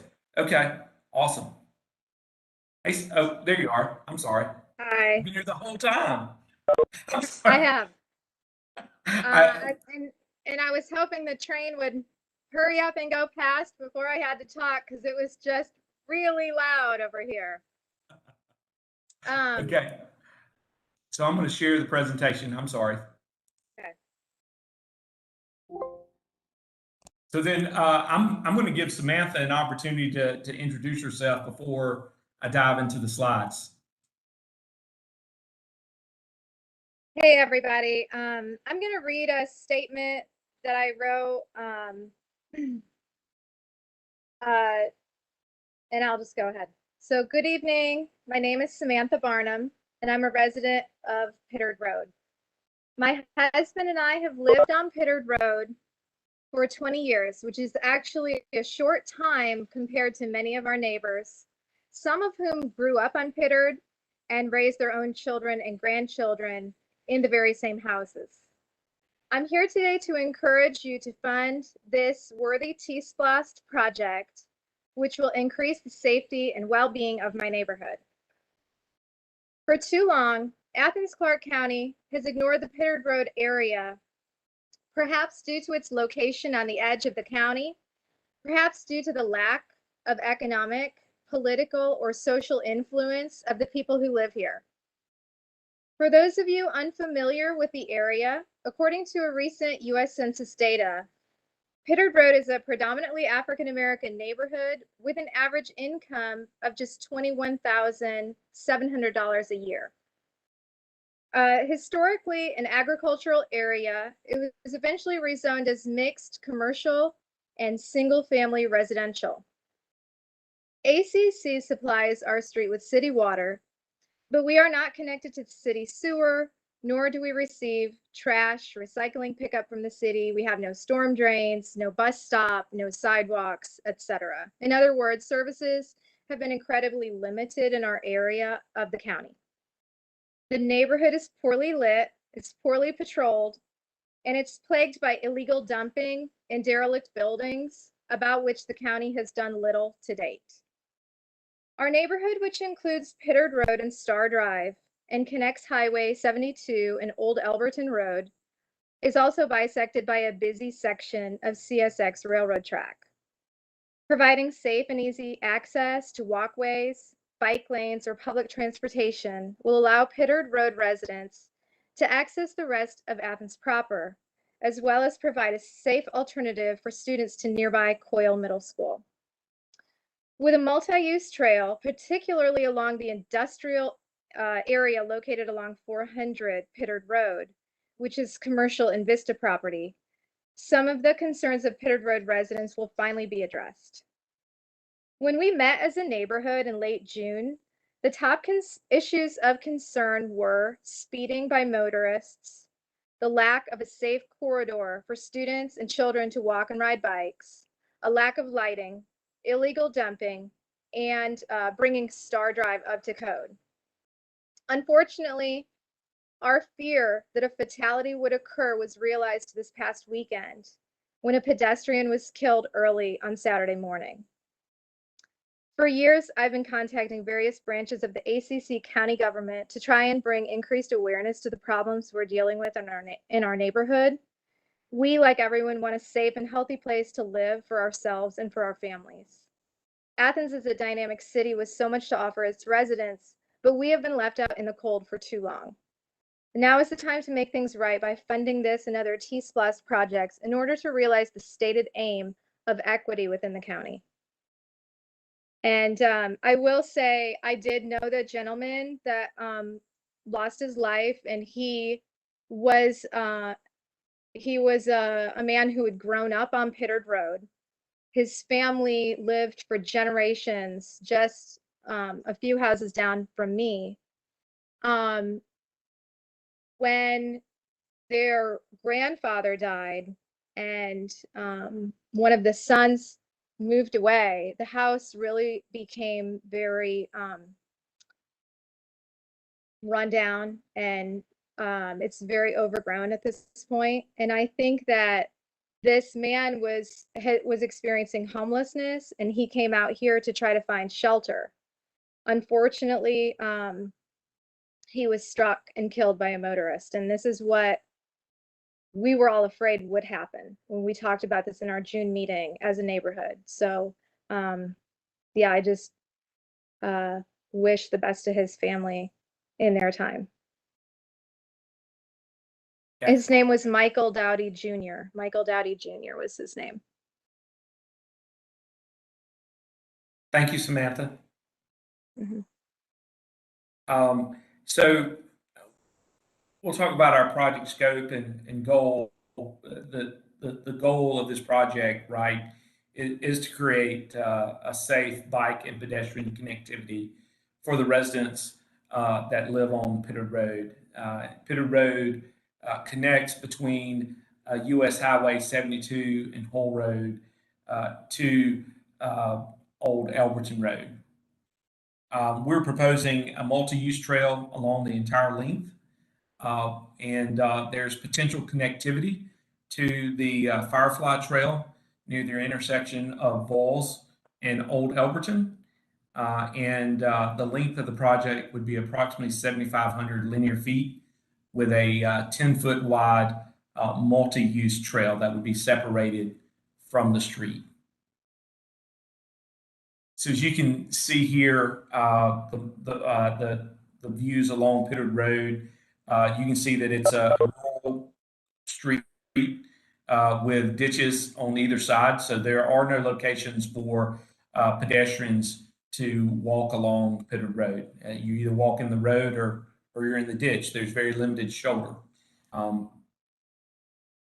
At the far end along Old Elberton Road is a potential connectivity to Cole Middle School. And so this would not only connect residents along Pittard Road to the school, but would also connect residents who live along US Highway 72 and Hull Road. So Hull Road has sidewalks along either side of the street. This would provide connectivity for those residents to their middle school and offer a safer route for schools for Cole Middle. So we talked about the potential future connection to the Firefly Trail. So you can see on the left the location of Cole Middle School and its proximity to the city of Winterville. And you can also see in the image to your right the proposed Firefly Trail and also the extension that would lead to Cole Middle and allow an interconnectivity with Pittard Road. And so when we talk about why we think this closes the equity gap, we do believe that the North Athens neighborhood is a traditionally underserved area of the community. We believe that this would provide or address accessibility issues and gaps in connectivity within the neighborhood. We think that this investment in infrastructure would promote access to health and safe alternative modes of transportation. And we do think that this investment in infrastructure, particularly the multi-use trail, would greatly improve residents' access to community facilities and resources, such as Cole Middle School, but also this would provide access with the connection to the Firefly Trail to commercial centers, both in the city of Winterville and into downtown Athens. And while the strategic commitments and project selections criteria, the ones that we think we address, we do think that we reduce pavement maintenance deficit because we bring vehicles off the road. We are promoting or upgrading or continued use of alternative transportation facilities by means of providing a bike and pedestrian connectivity for students and parents at Cole Middle School. We do think this is going to make, yes, sir. We do think that this will maintain or improve air quality, reduce vehicle miles traveled, traffic congestion, and reduce time spent traveling in vehicles. And we do think that this provides for economic prosperity, social well-being, and improves the environment. And that's it. Can I add something really quickly? Sure, go ahead, Samantha. I work at Coyle Middle School. I'm the school library media specialist, and this is supported by our school leadership as well. She and I had a conversation about, trying to connect Pittard Road to the school in a safer way. And, I've had this conversation too with Mayor Farrell. So this is something that a lot of people in the area are interested in. Thank you, Samantha. We had a question in the chat from John about how many people and households joined this project. Can y'all answer that? Samantha, could you answer that approximate? I would say 40. I would say 40. And we'll send that out and you can follow up to give a more accurate number if you'd like. So. Okay. Yes. And then Bob had a question for y'all. Yeah, it's more a comment, and I wanted to thank Samantha for a very powerful statement there describing this. Coyle Middle School puzzles me. It's a school without any sidewalks, without any bicycle access. You drive by there, which is not far from where I live. When the kids are supposed to be coming out of school, you don't see any kids, you see a traffic jam. We're talking about getting people out of cars and onto sidewalks. There's no sidewalks there. There's no bike tracks. My grandson lives in the middle of Atlanta. He commutes by bicycle on multimodal, no car access to Midtown High. There used to be Grady High. He can do that in Atlanta. If he lived with us, he couldn't bike to Coyle. Couldn't walk to Coyle. I'd have to take him in a car.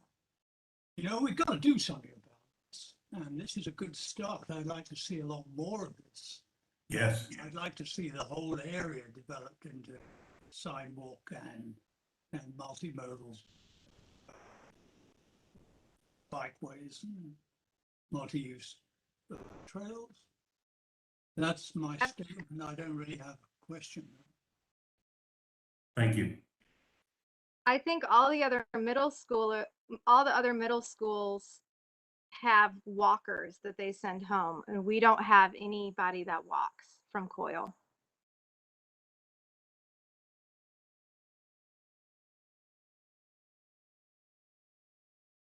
Additional comments, questions from the committee?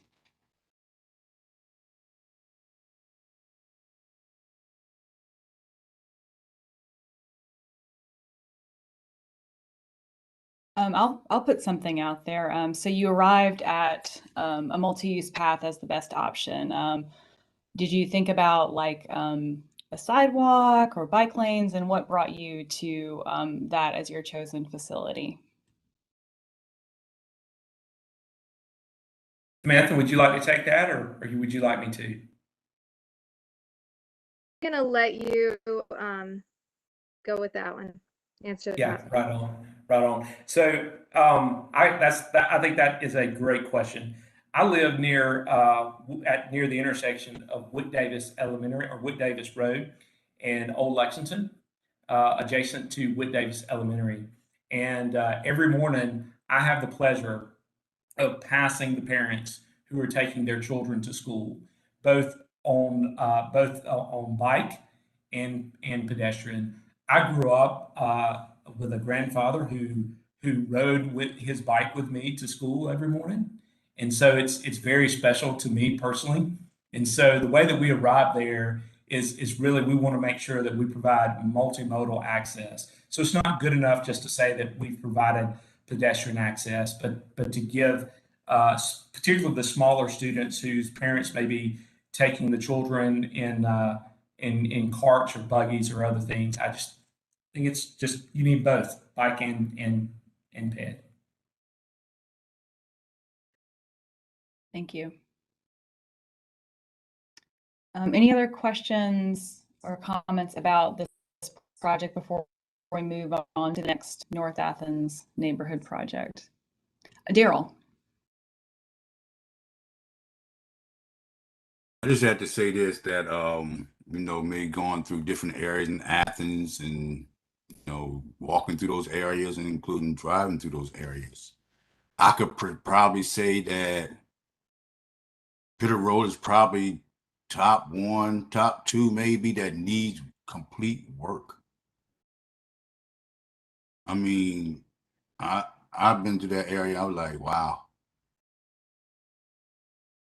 it is what it is. I mean, it doesn't make sense.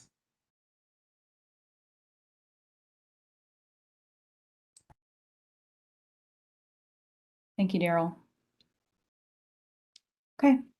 All right, we will thank Samantha. Thank you. I want to say, Daryl, the residents of Pittard Road agree with you. So that's why we met, and we all had the same issues and I want to thank Quaison and Buck so much for putting this project together and doing all this legwork and working for the community. So thank you. Thank you, Samantha. Thank you. All right, next project on the list, and Keith and Robert, what I was thinking is we would do this last North Athens neighborhood project, and then if there's time, we might take a 5-minute break before we go into our last 3 projects. Does that sound good to y'all? Sure, we're running a few minutes ahead right now, so we can take a break after this. All right.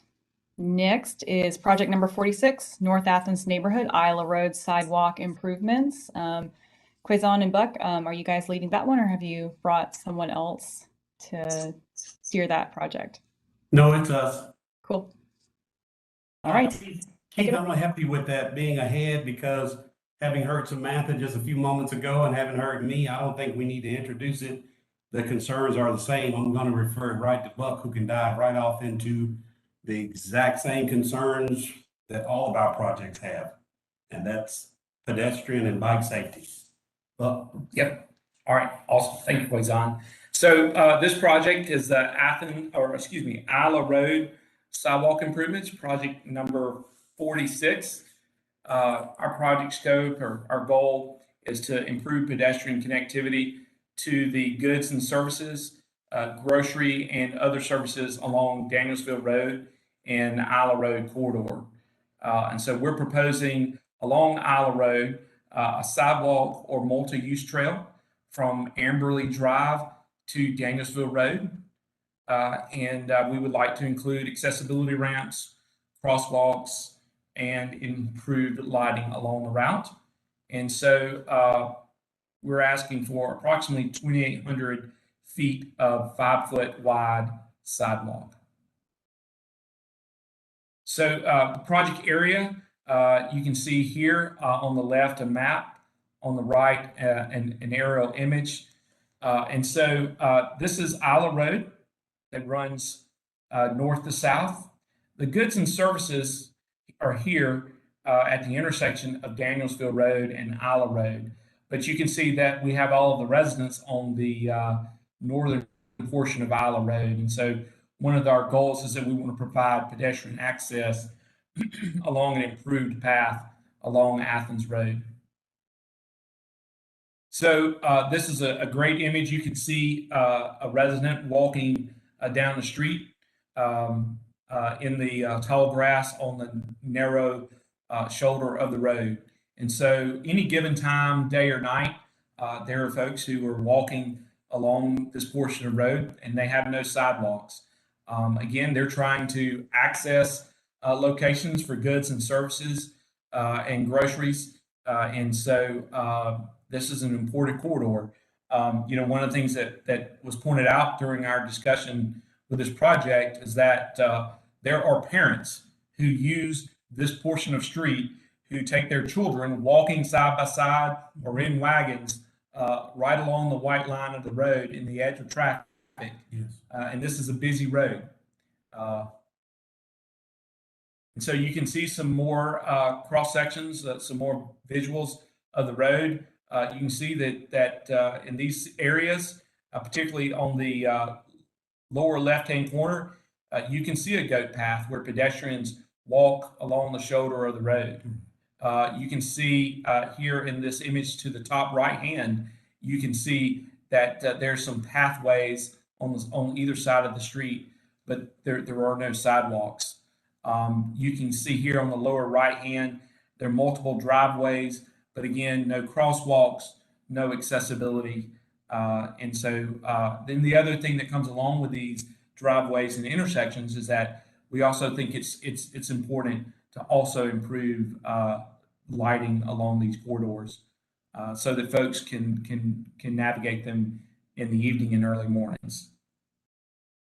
So here again is another example along the Isla Road and Danielsville Road corridor. And so you can see that on either side of the street, there are goods and services, but there is no pedestrian access along the corridor. So that was a short presentation, but we think that this closes the equity gap because it does provide funding for capital improvements in North Athens neighborhood, which we believe is a traditionally underserved area of the community. We think that the residents of North Athens we would improve their pedestrian experience by adding and upgrading infrastructure along the Isla Road corridor that feeds directly into Danielsville Road. We think that this project improves access for citizens in North Athens to goods and services. We think that this addresses accessibility issues and serious gaps in connectivity. One of the interesting images, Quazon, that you shared with me, I think today or yesterday, was an image of a person in a wheelchair, motorized wheelchair, trying to navigate Isla Road. Going down the yellow stripe line. Yeah. And yep. And there was another image. There's a young mom. I actually snapped her picture. She was pulling a wagon with her 2-year-old and the groceries, and I snapped her picture. But something told me to ask her, could I use the picture? And she asked that I not include it. But she's white lining down the side of the road with her 2-year-old and her groceries, and cars are zipping by at 45, 50 miles an hour. Buck, if So, yes, before you go turn off the presentation, if you would go back to the map screen, because one of the comments that unfortunately staff had to send back was that part of the project outline that you have is outside the county boundary. So we could not fund, I think it's just past Norwood Lane. Okay. There's a section, so it's a little over half of the footage. The project's still certainly viable. It's Right. just only about half of the footage, maybe a little more than half of the footage that was on the list is inside the county. We can't do work outside the county. Understood. Understood. It's not this bad project. It's just. Keith, I had to ask. I didn't catch that. Somebody faster than me caught that. So then, so for clarity for the advisory committee, the project would be on Isla Road from where Danielsville Road, about where it meets, to Norwood Lane on the, what direction is that? West side? Did you guys, do you have a map or a drawing? Okay. That would be on the west side heading north out Isla Road. Yeah, I can share a map. Okay. Scott's Barbecue, that's my landmark. Yeah.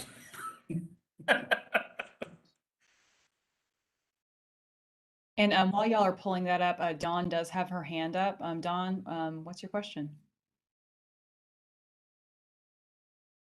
I'm trying to make sure y'all can. So I don't know how well you can see the cursor. Well, there's your Scott's Barbecue. The county line is somewhere just between Right there. Northwood Lane and Creekwood Drive. That's correct. About this area. Thank you, Keith. Don, what's your question? Hi, thanks. I was just wondering if you've had community engagement on this and how many households would possibly benefit from it? Great question. All of these projects, all 15 of these projects, in response to community involvement, our commissioner, Ms. Avita Thornton, organized 4 meetings. I think Keith and Robert, they were at the meeting at Fowler Drive, but we had other meetings as well. We had a meeting at Coral, we had a meeting at the fire station. So we had several meetings to get input from the community as to exactly what the needs were. Now, how many households? I don't want to speculate. I don't want to guess, but I can get you that information and get it back to you. Thank you. Thank you, Don. Additional questions? Yeah, I am myself looking at this map and seeing all the neighborhoods that are along here and how close those stores are. They're really quite close. If they could just have a safe way to get there. Yes. Yes. And we're not talking about sidewalks down both sides of the road either. Right, right. I mean, sometimes we kill a project because we can't do the grandioso design. Well, just give us the small portion that solves 95% of the issue with just one sidewalk down one side. John, you had a question? Yeah, I just wondered, since you know, what would be ideal would extend beyond the county line, you know, that we, you know, which we can't fund through this. Is there a way to somehow coordinate with, I don't know if that's Georgia DOT or who, to, you know, to build additional sidewalk if we fund the part within the county? Buck and I, we like minds are thinking alike. We're already going to look into that and see how we can talk with county officials in Madison County to see if we can't get the other part put in as well. Okay, that would be Madison County. Yes. Yeah, Yeah, okay. That's not a state route, right? Yep. Right. But good to know. Great minds think alike. I know where one of the county commissioners works, but That's right. Yeah. All right. Additional questions, discussions about this sidewalk project along Isla Road?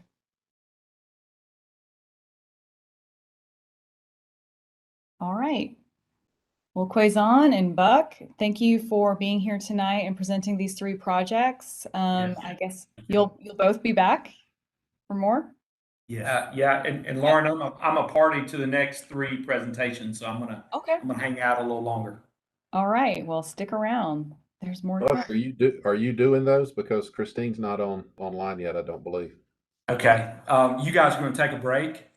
Yes. Is that what I understood? And I'll see if I can get a hold of Christina. Okay. All right. Yeah. Committee members, we will take a break. Let's meet back here at 7:45 for our final 3. Okay.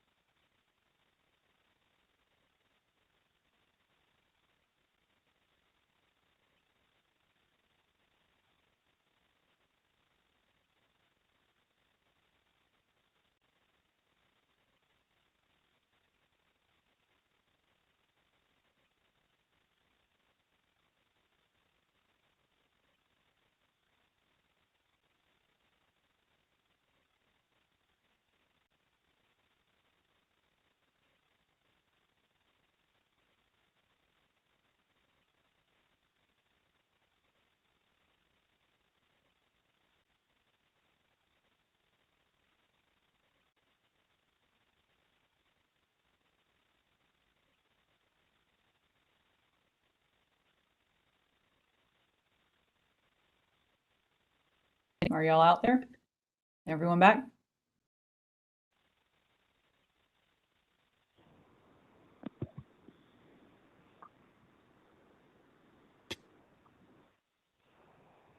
Looks like we do have Christina here. Christina? Yes, ma'am. I apologize. Oh, you're here. Doing good. Welcome.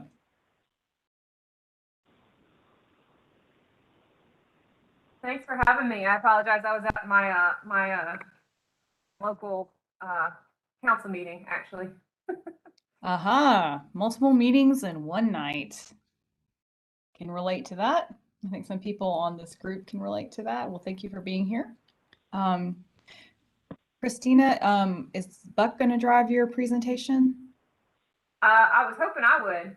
Okay. Is that okay? Yeah. I couldn't tell if you had access, but please take it away. So this is going to be the North Downtown College Avenue Streetscape project number 77.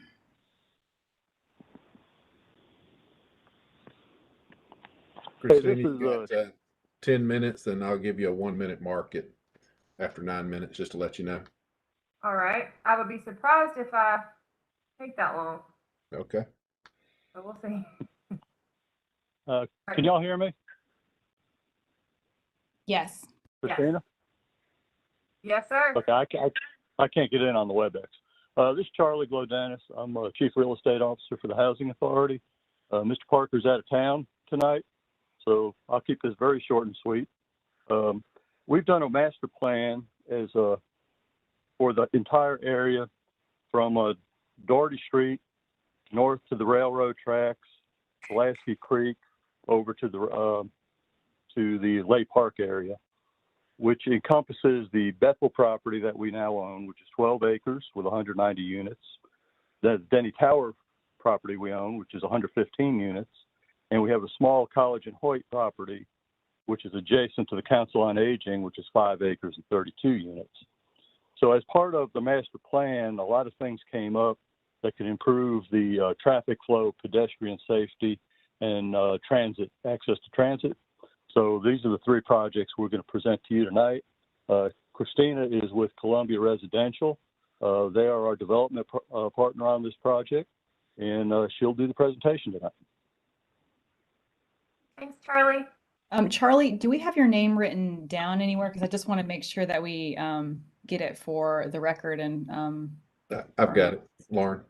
Awesome, Keith. Thank you.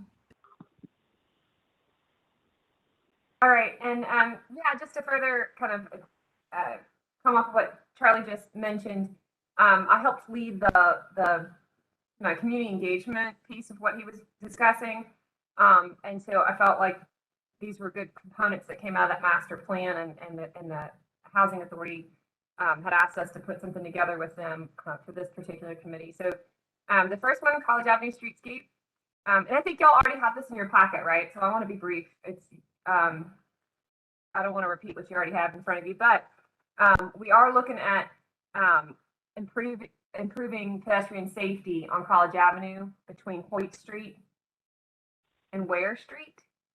And that is effectively needing to lower College Avenue to improve the sight distance and pedestrian safety on College Avenue. This was one of the main things when we did a resident survey as part of the master planning process. The intersection of College and Hoyt came up time and time again because there's a large constituent of people, as Charlie just pointed out, on one side of the street trying to get to the Linden House, Lay Park, all the amenities and things that are on the existing public amenities that are on the other side of the street. And there's no clear way to see that intersection as it currently lays out. And so that was the first bullet. I just wanted to clarify where that particular component came from. Improving and expanding sidewalks, burying power lines, etc. I just described the resident feedback. Here's a picture of that intersection. I took this from my car, so probably not the safest way to get photos for this presentation, but you can see it from here. If you're at the top of that hill, though, you can't as you're cresting, right? And so cars are coming quite fast down this hill. At the bottom, you can see the actual question that was asked and the response from the residents. And these are the residents of College Point and of the Bethel community. On the left, you'll see an image that is actually from the master planning process at large for the entirety of North Downtown. And so you can kind of see how the road network is laid out there, and a little more detail of the actual streetscape improvements that are being proposed.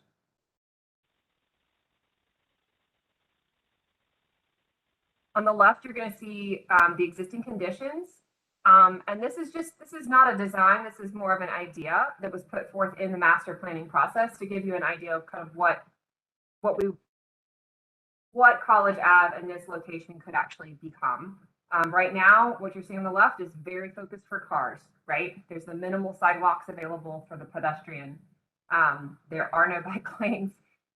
There's some share road facilities up towards Dougherty, but in either case, you can see the greater improvements here on the right, and how this can really be an active, more equitable transportation route for anybody. That actually takes me to the equitable improvements throughout the community, creating more walkable city streets. Obviously is improving the greater livability of the entire neighborhood. We also feel like the children and elderly residents visiting all those amenities I'd mentioned before, including the neighborhood health clinic that's located at this intersection, would greatly benefit from enhanced streetscape improvements.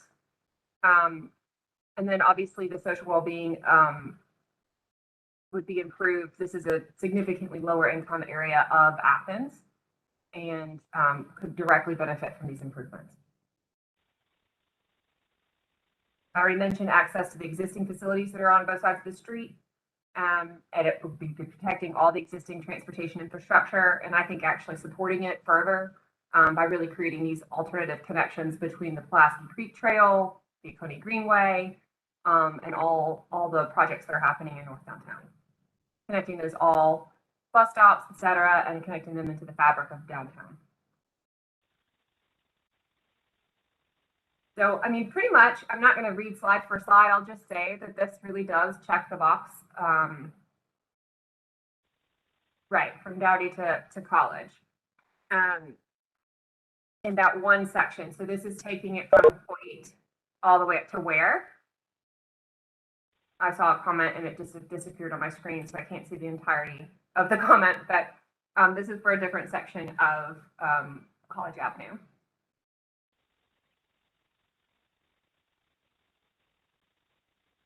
But talking about checking the boxes and really making sure that we're addressing the environment, social well-being, and economic benefits here in a true sustainability triple bottom line. This is creating a safer pedestrian environment, obviously lowering VMTs, vehicle miles traveled, improving air quality, et cetera. Adding street trees to really create a walkable environment would also help mitigate the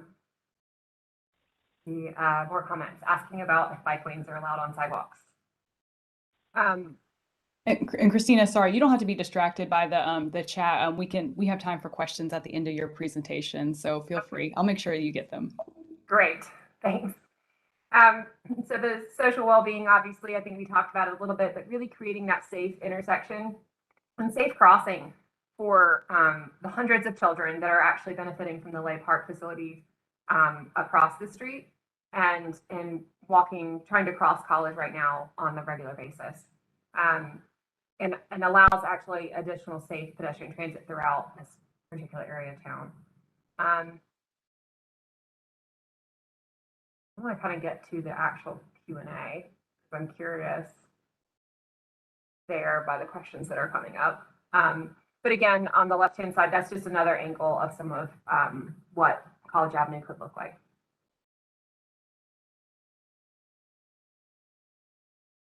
Are there any questions? Yeah. So I was the one who put something in the chat because I think that one of your screenshots just showed a pretty derelict looking College Avenue, and I think there are bike lanes from Dougherty to Hoyt Street, but what you're saying is we'd like more facilities from Hoyt to where? Yeah, so there's one bike lane there now, and it serves as a climbing lane.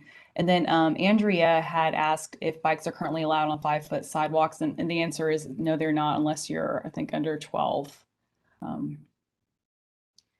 And then we had some questions come up, and I'm sorry, I did not see who was first, so I'm going to pick John, then Teresa. Yeah. Hey, can you hear me? Can you hear me all right? Yeah, sorry. So please forgive my ignorance and my cynicism, but I'm wondering when I see these images of what College Avenue could become, I see these really fancy, expensive developments, and I wonder to what degree these kinds of improvements could be laying groundwork for gentrification and for driving low-income residents out in favor of building, say, high-rise luxury student housing? Are there any provisions that, and again, I apologize for my ignorance about what protections there are for people in our community, but I wonder how do we make sure that doesn't happen? Absolutely, John, that's a really good point, and it's actually one that is addressed already. What you're seeing on the right-hand side is a rendering that came out of a master planning process, but what is on the right-hand side is currently Bethel Homes.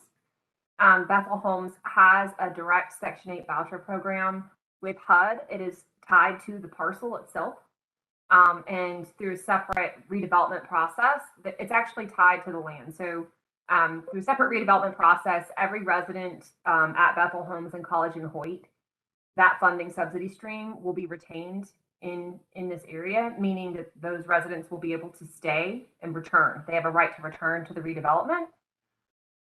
And there's an added affordability component to the redevelopment. So Can you say some more about that affordability component? Because if you have the right to return to something, but you can't afford it, do you really have it's a little out. I'm happy to talk to you about it, and I don't know how much y'all want to get into it.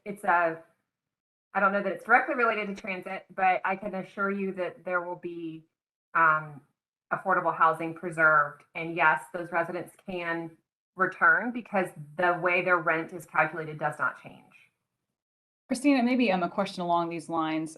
Is this project an extension of the TSPLOST 2020 affordable housing project? Thank you. The quick answer is no. This project came out of a master planning process. And the way I like to describe it is, and the way the team operated was, this is an opportunity to really create a vision for North Downtown, not just coming out of the ground with affordable housing. Also, in order to be able to come out of the ground with affordable housing, we really need to know how it fits into the greater neighborhood. So the first step was an actual master planning process that took over 1.5 years, and all that's public record. It was adopted by mayor and commission, so anybody can actually go and pull down the final master plan. There's a video. So John, I think a lot of the questions that you have might be answered in that, to really talk about what North Downtown can be from affordable housing perspective. But during that master planning process, a lot of other really critical components for a good walkable neighborhood, an equitable neighborhood, were raised in that and captured during that planning process. We all felt it was really important that if we're going to spend all this energy in listening to residents and listening to citizens and engaging, that we wanted to capture it. And so that master planning guide is really setting a vision for opportunities like this. The funding for affordable housing in the TSPLOST 2020 Project 02 is directly for infrastructure that is essential for the affordable housing. So think about sewer, public right-of-way. So Bethel Homes, there's going to be now new public roads going through Bethel Homes. There's going to be public green space and such.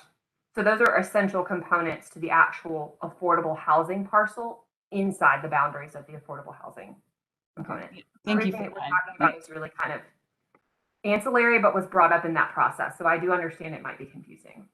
Okay, Thank you. thanks for that. And I didn't mean to interject, but we do have quite a few people who have questions, so I want to make sure we get to them. Teresa, then Patrina, and then we have a comment, and Travis. Hey, Teresa? thank you, Christina. So I was going to ask the question that John asked. So thank you, John, for asking that question. I am curious about the project because I'm trying to visualize it. And since your pictures don't really relate to the situation on the ground, please help me out. Okay, so looking at College Avenue from Hoyt Street, I guess it would be the east side. It looks like there's some low housing buildings. Is that correct? You're asking about existing conditions? Yes. Yeah.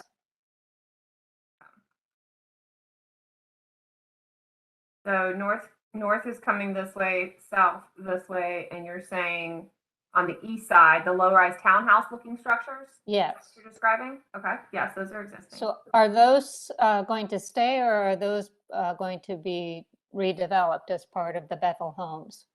That is not related to Bethel Homes. Okay, so those dwellings are going to stay as they are.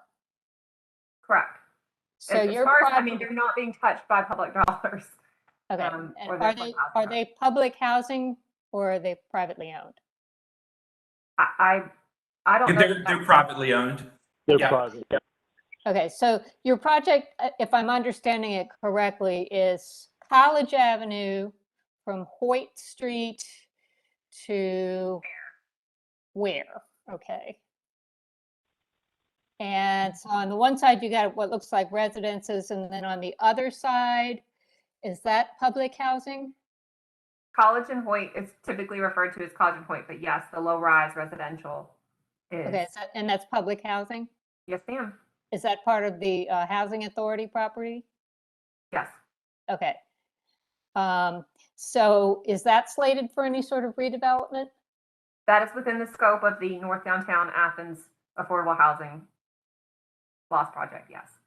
Okay, so that will be redeveloped in conjunction with the Bethel homes, is that right? As part of, yes. Okay. All right, so you have people that are going to be moved out temporarily while that gets redone, and then is it going to be like a multi-story buildings like you're showing in your picture? I think these are, Teresa, these are great questions, but I think I want to focus on the Okay, specific. I'm sorry. Yeah, I'm just trying to visualize what this project is all about, and Absolutely. you know, because it's not really making any sense to me. But Lauren, can I kind of speak to maybe some of the technical aspects of this project? Sure. Yeah, so some of the challenge that was identified in the master plan is, if you're familiar with College Avenue, this stretch between Hoyt and Ware, there's a kind of a crest in the street. And so when pedestrians try and cross College Avenue, and which happens all the time throughout the day, because students and young people who live at Bethel Village and the future Bethel Village will live there. And you can also see the Athens Neighborhood Health Clinic there in this image, and then also the Athens Community Council on Aging. So there's a lot of folks from the right side of the road trying to cross to access the Linden House, the Lay Community Center, and the Firehouse, and other community amenities on the opposite side of College. And so when vehicles coming into downtown approach that crest, they can't see pedestrians at this intersection.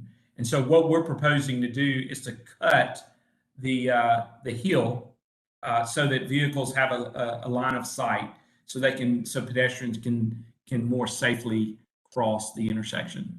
and where will you do that? Where will you do the regrading? It's midway between Hoyt and Ware.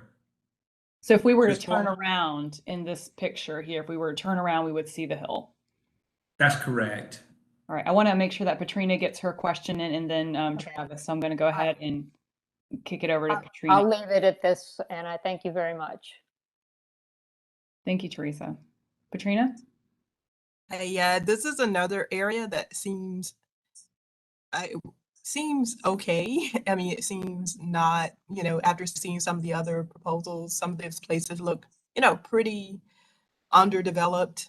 So this seems almost like just relatively looking at this type of project, it seems like, call it extra, or seems like you're souping up certain parts of town.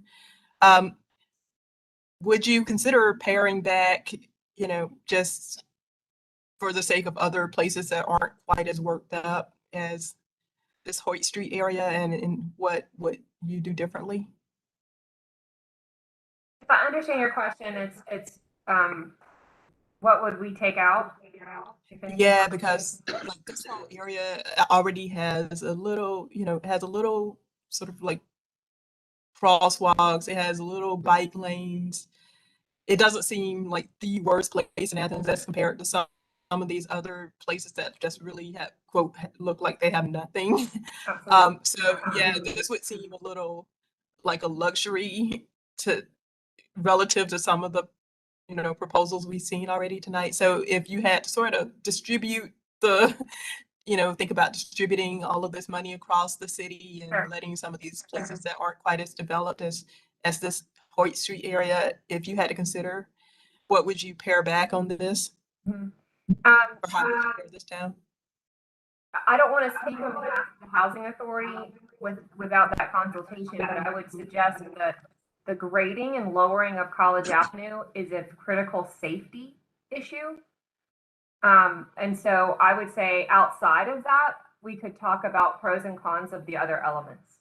But I think that the lowering of that crest is so critical for, again, and I know we confuse projects here, and maybe we should have done a better job of letting everybody kind of have a link to the affordable housing kind of separate project so that you have better context. But the density of Bethel Homes and College and Hoyt will be tripling over the next 10 years. So there's a preservation of the existing affordable housing that's there. There's an addition of workforce housing, and then there's addition of unrestricted housing. And so I just point out, and I agree with you that there are certainly probably others that might have no amenities, but I want to just acknowledge that it's not just serving the existing residents, but there's an actual plan in place and financing. Actually, construction starts in the next month or two.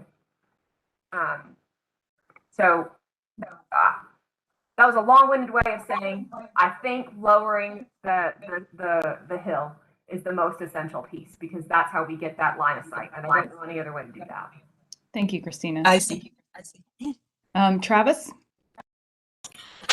So the project as proposed, as best as I can understand it, this would, you're presenting on behalf of a private corporation organization, right?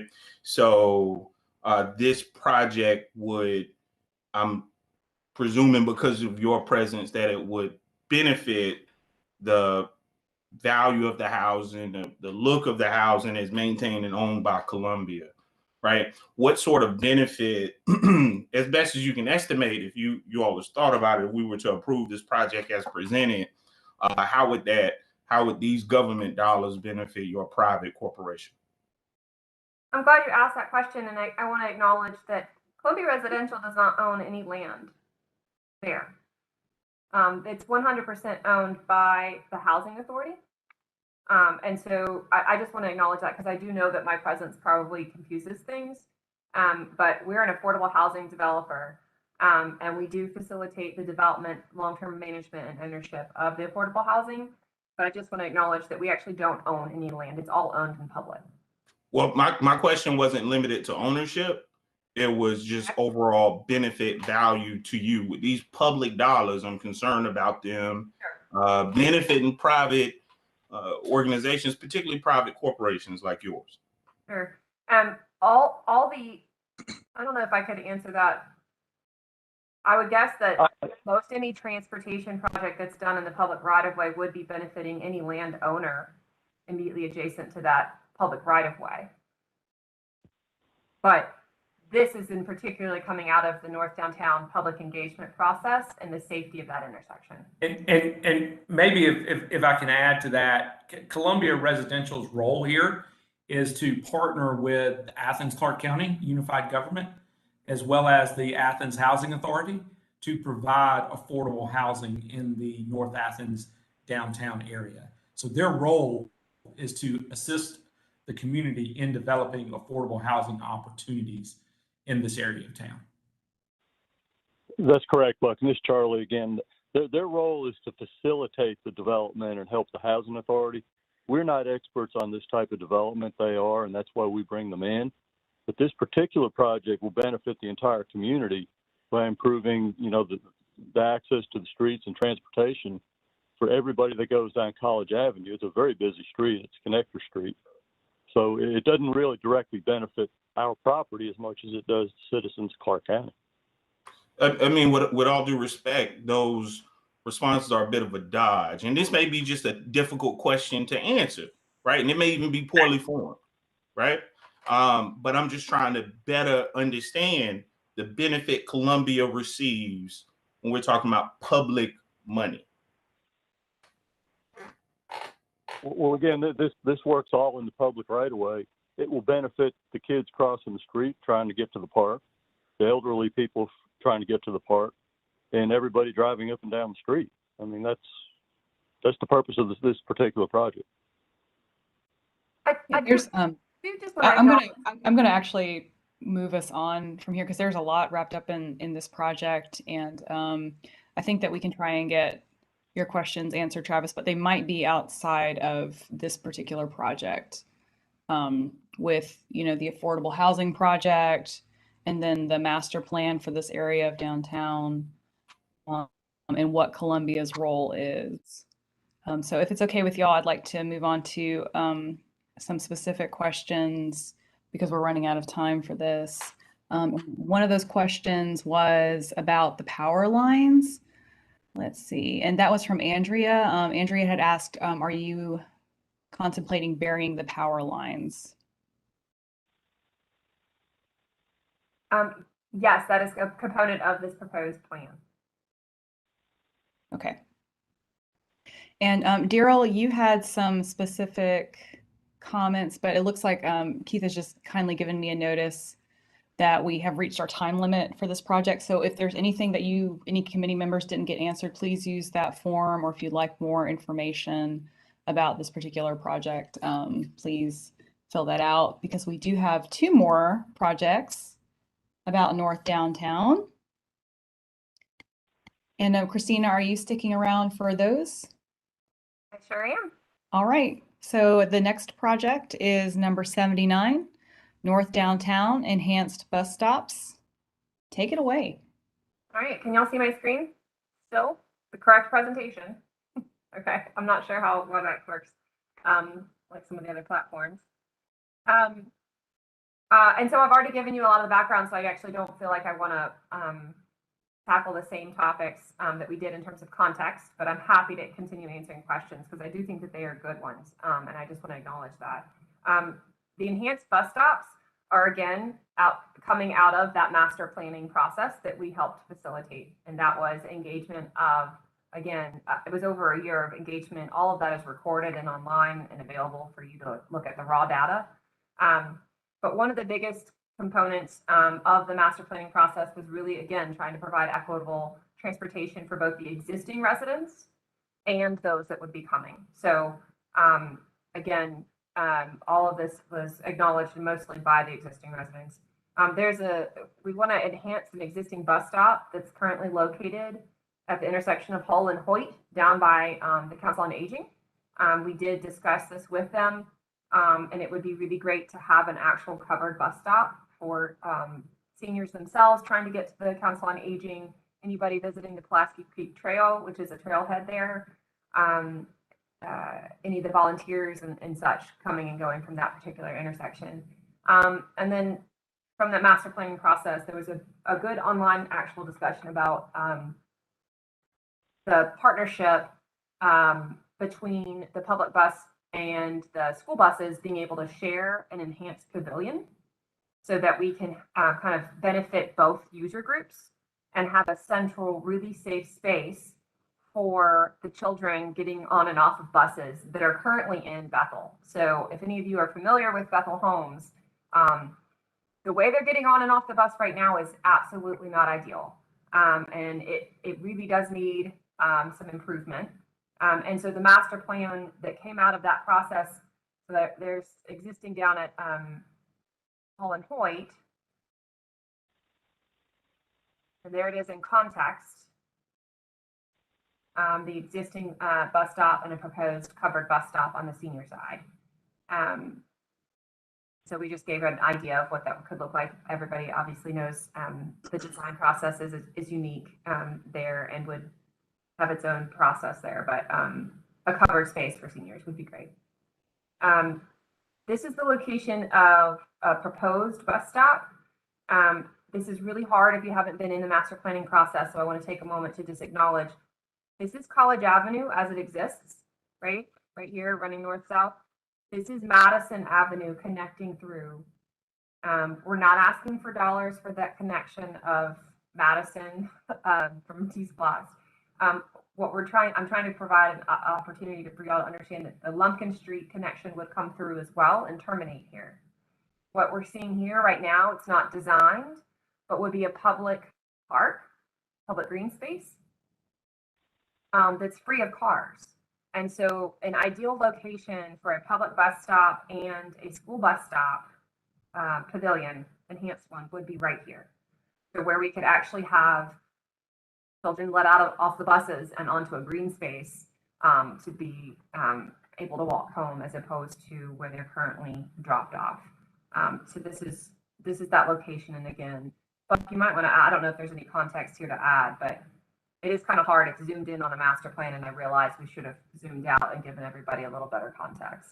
Yeah, this is really dead center of the existing Bethel Village development. Again, these are just images we found to give you an idea of like what project team is suggesting in terms of at least scale. Some, we'd like people, and a lot of people to be able to sit under it, not just a smaller bus stop, right? But a pavilion, if you will. I think on the master planning online threat we had, or workshop we had, was it Suki saying, let's put charging stations and solar panels and all kinds of great stuff on it. I think at a minimum, just to go ahead and, we just want a covered space, a minimum that's safe for everyone to use. And again, we've gone through a lot of these, so in the essence of time, I know y'all are really busy, but there is a lot of deeply subsidized apartment communities at this site, and that's going to continue to increase as the developments happen in phases over the next 10 years, going from about 222 units to about 600 units. We want to make sure that as that density rises, we still provide good, public transit. So I wanted to also acknowledge that the site that we just noted is a proposed new site. So out of the whole master planning process, there was only one new bus stop proposed, and it was at that location. The other is an existing. So Hull and Hoyt is an existing bus stop. This is an absolutely complete one. These were some of the survey responses from the residents during the master planning process. I don't expect you to read them here, but I think you do have them in your packet. So it's really just talking about, how the existing bus stops are functioning and how future ones can function better. Again, I think this project really adequately checks all the boxes as requested in the application for TSPLOST. But it does, again, promotes the health and safety of the existing and future residents of this area.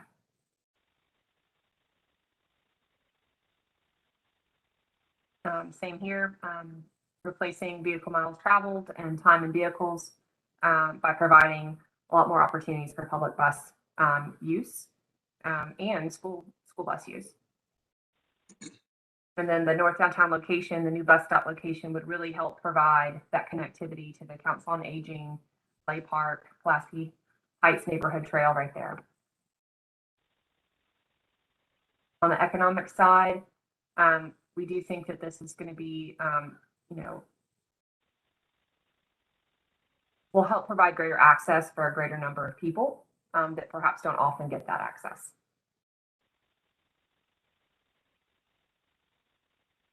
I'm going to open it up for question and answers. And so I also realized I didn't explain that what's on the left is, again, the transportation image from the master plan done for North Downtown.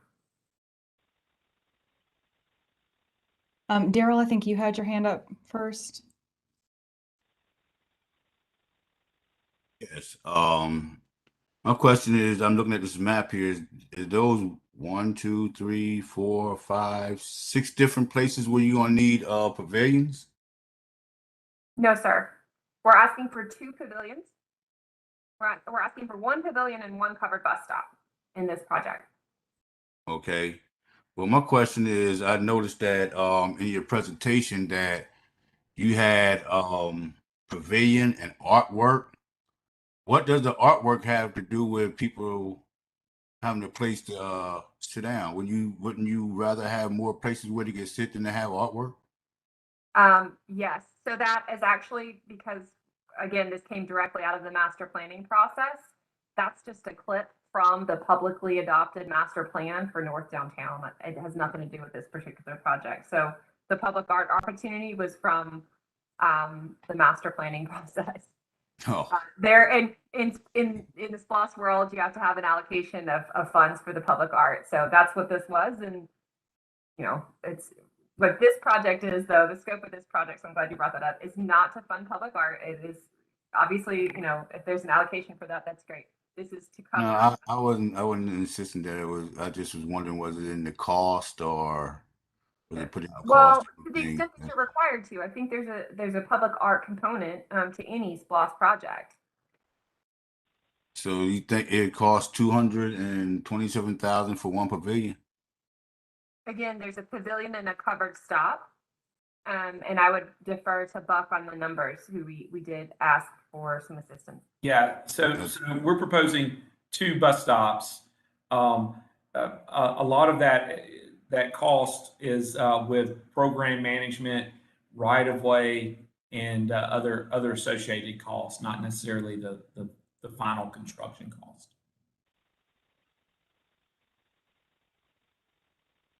It looks weird to me. Okay, additional questions. John and Travis, do you guys have your hands up for now, or was that from the last question? Okay. Andrea. Yeah, I was just curious whether the Clarke County School District had approved pickup, like if you all vetted with them that they would in fact pick up children at the I lost the last bit of your audio. Pick up children.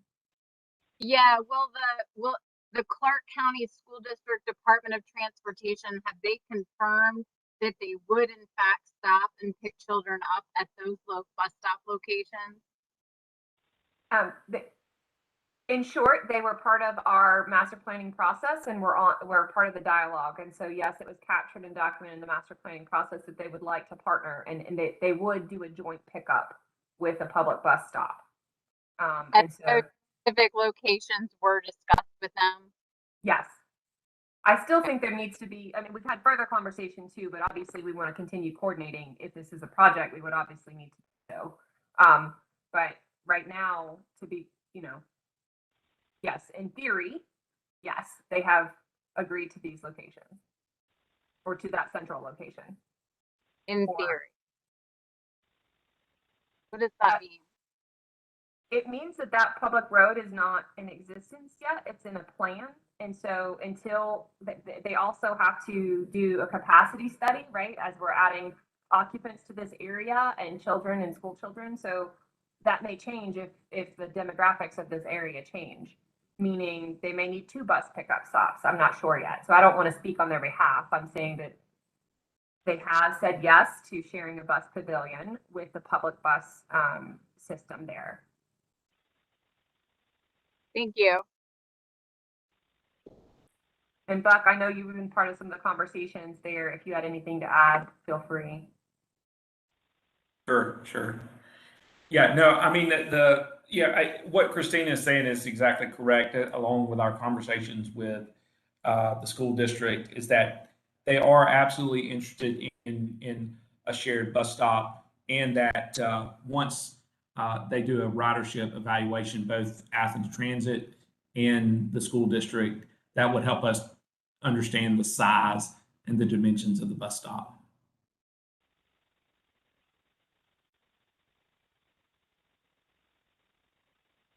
additional questions or comments about this particular project?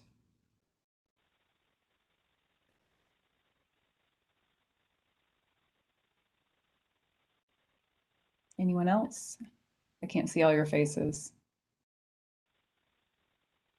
All right. Moving on to Project 81, also North Downtown, College Avenue Multi-Use Trail. This is specifically requesting or describing a project proposal for creating a 10-foot wide multi-use trail on the western side of College Avenue. And so very quickly, that's on the Bethel Homes and College and Hoyt Housing Authority parcel on the western side of College Avenue from Elizabeth Street to Dougherty, and also connecting down Hoyt Street to the Pulaski Creek Trail.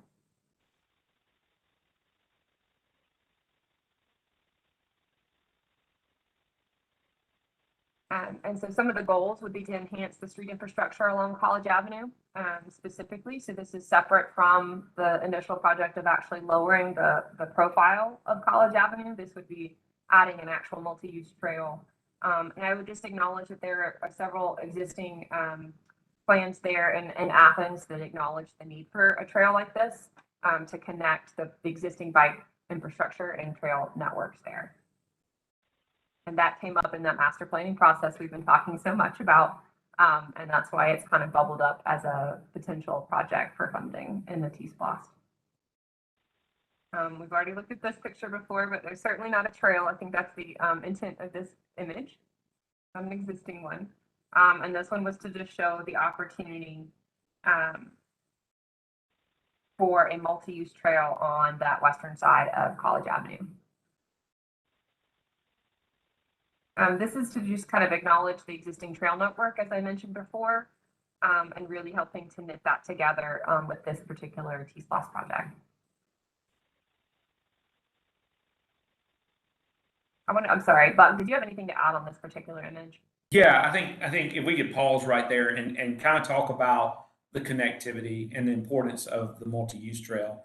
So if you can envision College Avenue leading from MLK and at the river and the North Oconee Greenway into downtown Athens. And so when we talk about the need for connectivity, this multi-use trail connects both the North Oconee Greenway along College Avenue and would connect to the Lay Community Center and recreational facility and the ballparks.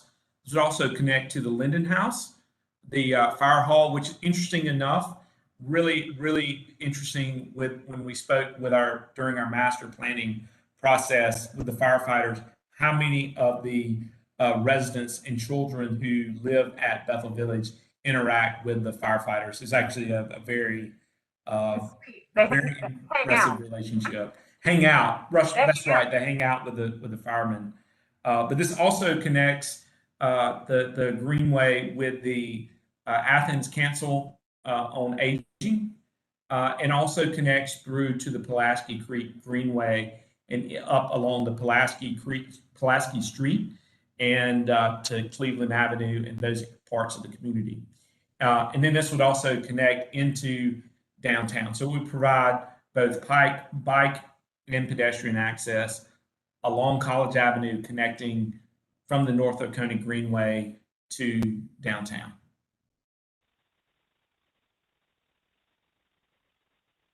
And again, in the interest of time, I don't want to read slide by slide for y'all. I do know you have a lot of projects under consideration and a lot of information in front of you.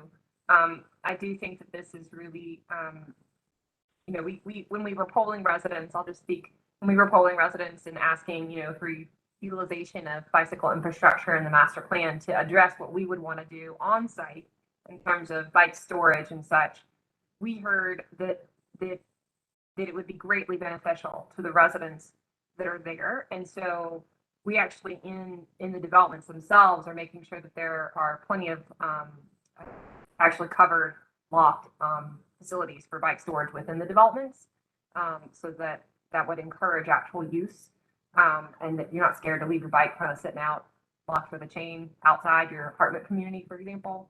And that we would have key card access for everyone to have safe storage there and utilize any existing or hopefully new multi-use trail that would really knit the existing trail network together.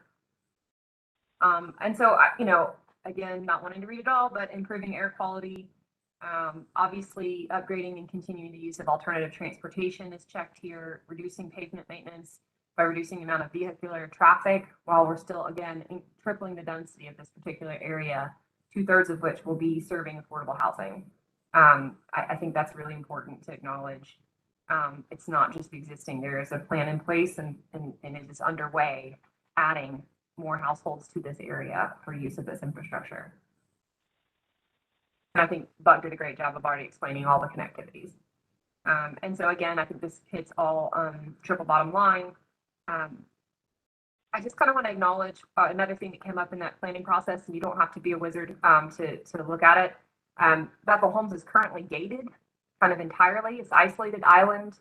And what the master plan and what the other, you know, the redevelopment work underway is really to knit the neighborhood back together, the historical street grid, and providing actual access and connectivity from a physical perspective, but there was also a lot of conversation about from a social perspective as well, connecting this community with the greater energy and opportunities in downtown, because it has not been very well connected in the past. And so I just want to acknowledge that. I haven't really talked much about the social well-being across these projects, but I think providing safe travel for all residents that may not have a car is a useful thing to really consider in all the many projects that you have under your consideration. I'll land on the picture that confuses everybody the most. I apologize. Just an idea, not a design. That's all right. That's all right. Christina, it's been a long night. Do you have a rendering, like a map rendering showing where this multi-use trail would be? I think that could help the committee.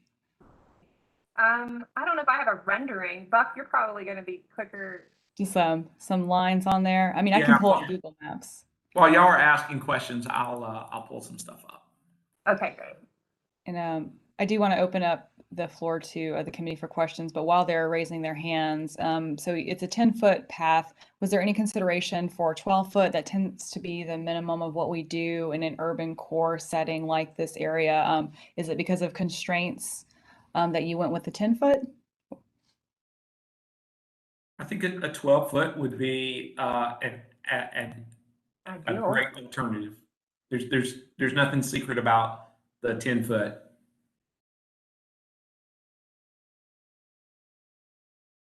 All right. I was just going to acknowledge, I think, Buck, on College Avenue, curb to curb now, that providing a multi-use trail would require setting back the vertical facilities, and that was accommodated in the master planning and the density considerations during that process. Does that make sense, team? So when we were trying to figure out how many apartments could be actually held on the site, there was an understanding that we're hoping to accommodate alternative transportation in a real walkable public space. And so when we did that, we didn't say if we could maximize, you know, the density of the private, you know, landowner, the housing authority's land, we assumed that there would be a setback to accommodate such facilities. But I like the idea of a 12-foot. Right. Christina, could you take down your presentation screen so you can see everyone's faces? I'm going to look over at the chat now, and Scott had asked if this project is part of the Athens in Motion Bike and Pedestrian Master Plan, and if so, what the tier score is. And Teresa kindly answered it's project number 8 in the Bike and Pedestrian Master Plan is tier 1 for bike facilities. Thank you, Teresa. And Patrina notes that this project would work around some of the car conflicts, and it seems worthwhile. Alan has a great question that I can't answer, and I'm wondering if anyone knows if the TAD for this area got approved. And that is, TAD stands for Tax Allocation District, so money gets set aside for a certain area for improvements to entice future development. I hope I summarized that right. Yeah, I'll work on trying to get an answer for that. I know there were several that were passed, and I don't want to mistake whether this one was or wasn't. Thank you, Keith. All right, other questions about this project? And Buck, did you find a map, or should I pull this up on Google Maps and kind of trace it with my cursor? I can share. Yeah. Okay.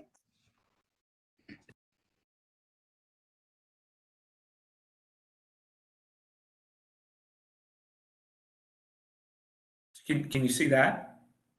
Yes, sir. Yes. So this is the existing Bethel Village here. This is Lay Park and College Avenue running north to south. And so the limits of the trail would begin here near Dougherty Street and continue along College Avenue under the Trussels, cross the intersection at Cleveland, and connect to the trail on Elizabeth Street. And that's also how it's defined in the, I believe, in the Athens in Motion plan. I think the only thing we added potentially was that the Pulaski Creek Trail was originally suggested to go, and you can see it there, it kind of dead ends into this ravine, the creek itself. And the topo during the master planning process, we did talk to that constituents and the Kirkendalls. I think that was part of the conversation that they brought up too, was that the topography to get from Hull Street up to Dougherty there from the original plan would actually, there was no plan for that. There was no understanding of how that trail was going to actually come up on grade to Dougherty. And so as part of the master planning process, we thought, well, what if we connected it over to this tier 1 trail that folks are looking at putting in place? That would provide that east-west connection from the Pulaski Trail up to kind of funnel everybody on College. So I'd say that's we add the green. Great. And that's some great on the fly editing there, Buck. Nice job. Right. It's designed, it's done. Nice. All right, let's just make it so. Teresa has her hand up. Teresa. It appears, unless I'm misreading things, that project 77 and this project 81 overlap. Is that correct?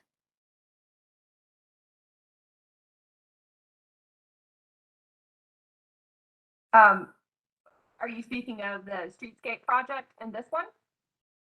Yeah, you have your College Avenue streetscape. It says it includes proposed sidewalk and crosswalk improvements with utility relocations. And then this is a multi-use path. I mean, to me, it seems like these projects are one on top of the other, aren't they? I think it could be, yeah. So I think that you could assume that one would maybe, if they were both funded, one would become cheaper, right? So that would be only enhancing sidewalks on one side of College Avenue. I think this one would trump, right? This is a little bit of a bigger investment in terms of the multi-use trail. So which one do you want more? That's a tricky question. I think I was asked to engineer the streetscape one, though, in honesty, for making sure that there were funds for other projects in other parts of Athens in an equitable way. I think the lowering of College Avenue being essential to the streetscape proposal, paired with this multi-use trail, so that you're not double dipping, to your point, so that you're not. So you're not asking for like 4 million plus 2.5 million. What are you asking for? I don't know if you want me doing math on the fly, but I could. I just you know, it's just a question to kind of figure out, because you're right. If you wanted to fund both, you would have to do the subtraction to make sure you're not double dipping those. Buck, I'm sorry if I just boogered it out, but yeah. So I think what so there are separate projects. The College Avenue Streetscape project is primarily focused on lowering the hill between the crest between Ware Street and Hoyt. That's the primary purpose of that, is to improve pedestrian safety at the intersection of Hoyt and College. So that's that bucket. And then you know, if maybe that ended up being kind of phase 1, And you can see this as being kind of a phase 2. And that would be that we would add a trail along the College Avenue, length of College Avenue, and include a connection to the Pulaski Creek Greenway Trail. What she's saying is on College, you wouldn't also have the sidewalk. If you funded the streetscape project, which does mention an enhanced sidewalk, if this group so chose to, and the voters vote for, great, TSPLOST to pass, if both projects were written, there would be some required editing down of one, right? If you said, hey, we want both, but give me your lowest number on both, we would have to figure out, okay, if we don't do the 5-foot sidewalk in this project and we got the multi-use trail, how do we sharpen our pencils on both? Yeah, maybe this is a question for staff. Like, what happens when we decide some of the projects that float to the top in our straw polling end up having components that overlap or sort of conflict? Do we bring questions to you, Keith, and then you bring questions back to our presenters? How does that work? Yeah, I mean, we would have that as part of our discussion going through the project voting sessions and through the alternate projects that would probably come up if you requested an alternate from them. Yeah, I think it's a great question. Very clearly, you'd take out, if you were doing both, you'd take out the sidewalk of the college project, streetscape project lower in the hill, you'd take the sidewalk out and replace it with a multi-use path. So if you were doing both.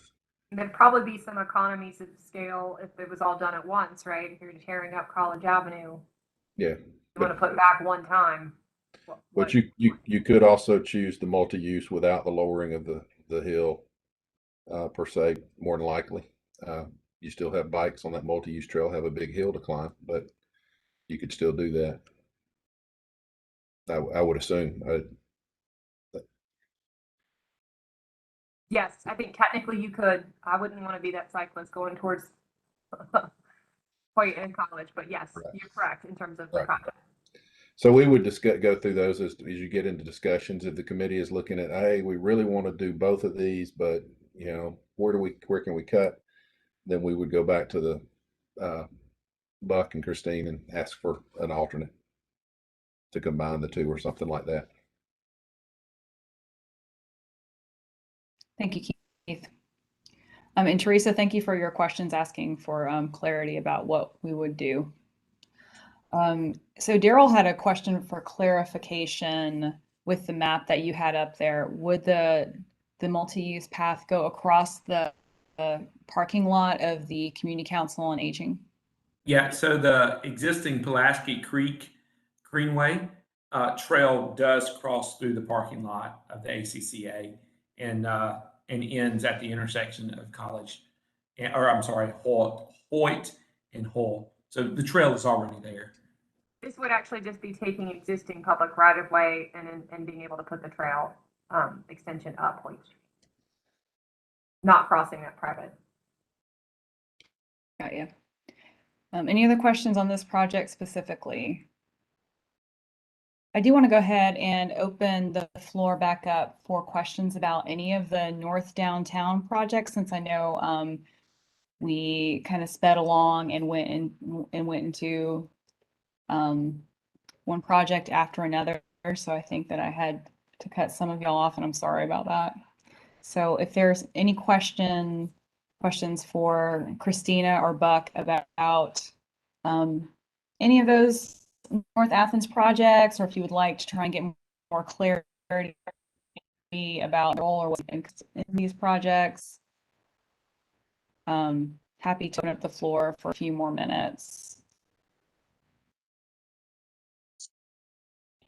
And Lauren, I posted a link in the chat to the North Downtown Athens planning website, which walks through the public input sessions and the process, and then also has a copy of the master plan.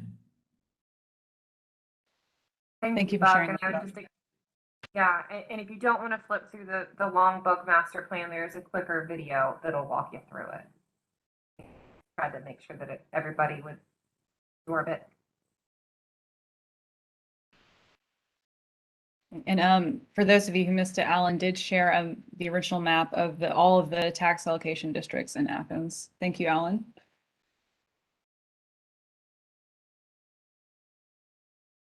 All right, Christina and Buck, do you have any more projects to be presenting on North Athens, North Downtown for these for us? Okay, I just wasn't sure. I haven't taken a look at the full list, so we don't know what's coming up. It's kind of like a night by night type deal. No, this is it. We had 3 related to this part of town, and sponsored by Athens Housing Authority. Right. Last call for questions from the committee for the North Downtown projects. All right. Well, Christina, thank you for being here. It was nice to meet you. And Buck, you'll be back, right? I'll be back. I'll see you guys Thursday. You just wanted to be part of TSPLOST again. You could have been on the committee. You could have been on the committee. So Buck was on a TSPLOST 2018 for anyone who missed that. He just likes being in the action.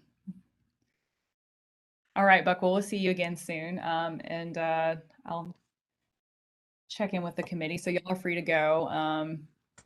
Committee members, we have 2 more meetings this week. And those are Wednesday and Thursday. So we will be back here on WebEx for those 2 nights. And then of course, we'll be back here Monday as well. So this is one of our long weeks. Keith or Robert, do y'all have any announcements for us? I don't have any, but Derek Doster from our office will be on our side guiding the meeting Wednesday and Thursday. I will be out of town, so he'll be doing that. And I don't know, I did want to say, just for fairness to all of those projects that Buck is helping on, I'm not trying to push them or in any way push his projects, but I did want to explain that he is actually offering assistance to those people that had projects that needed some or wanted some help to get their projects turned in and gone through the process and get some engineering work. As far as I know, they're doing all that work. I guess you'd call it, I say, for free, pro bono, whatever that may mean. They're not getting a service fee out of that for the North Athens and East Athens portion of it. So they were doing that. He's doing that as a community service. So I don't want you to think he's pushing all of those projects. So just want to make sure y'all were aware of that. Because it does look a little odd, one person doing 27 presentations. Oh, yes. Thank you for that, Yeah. that clarity, Keith.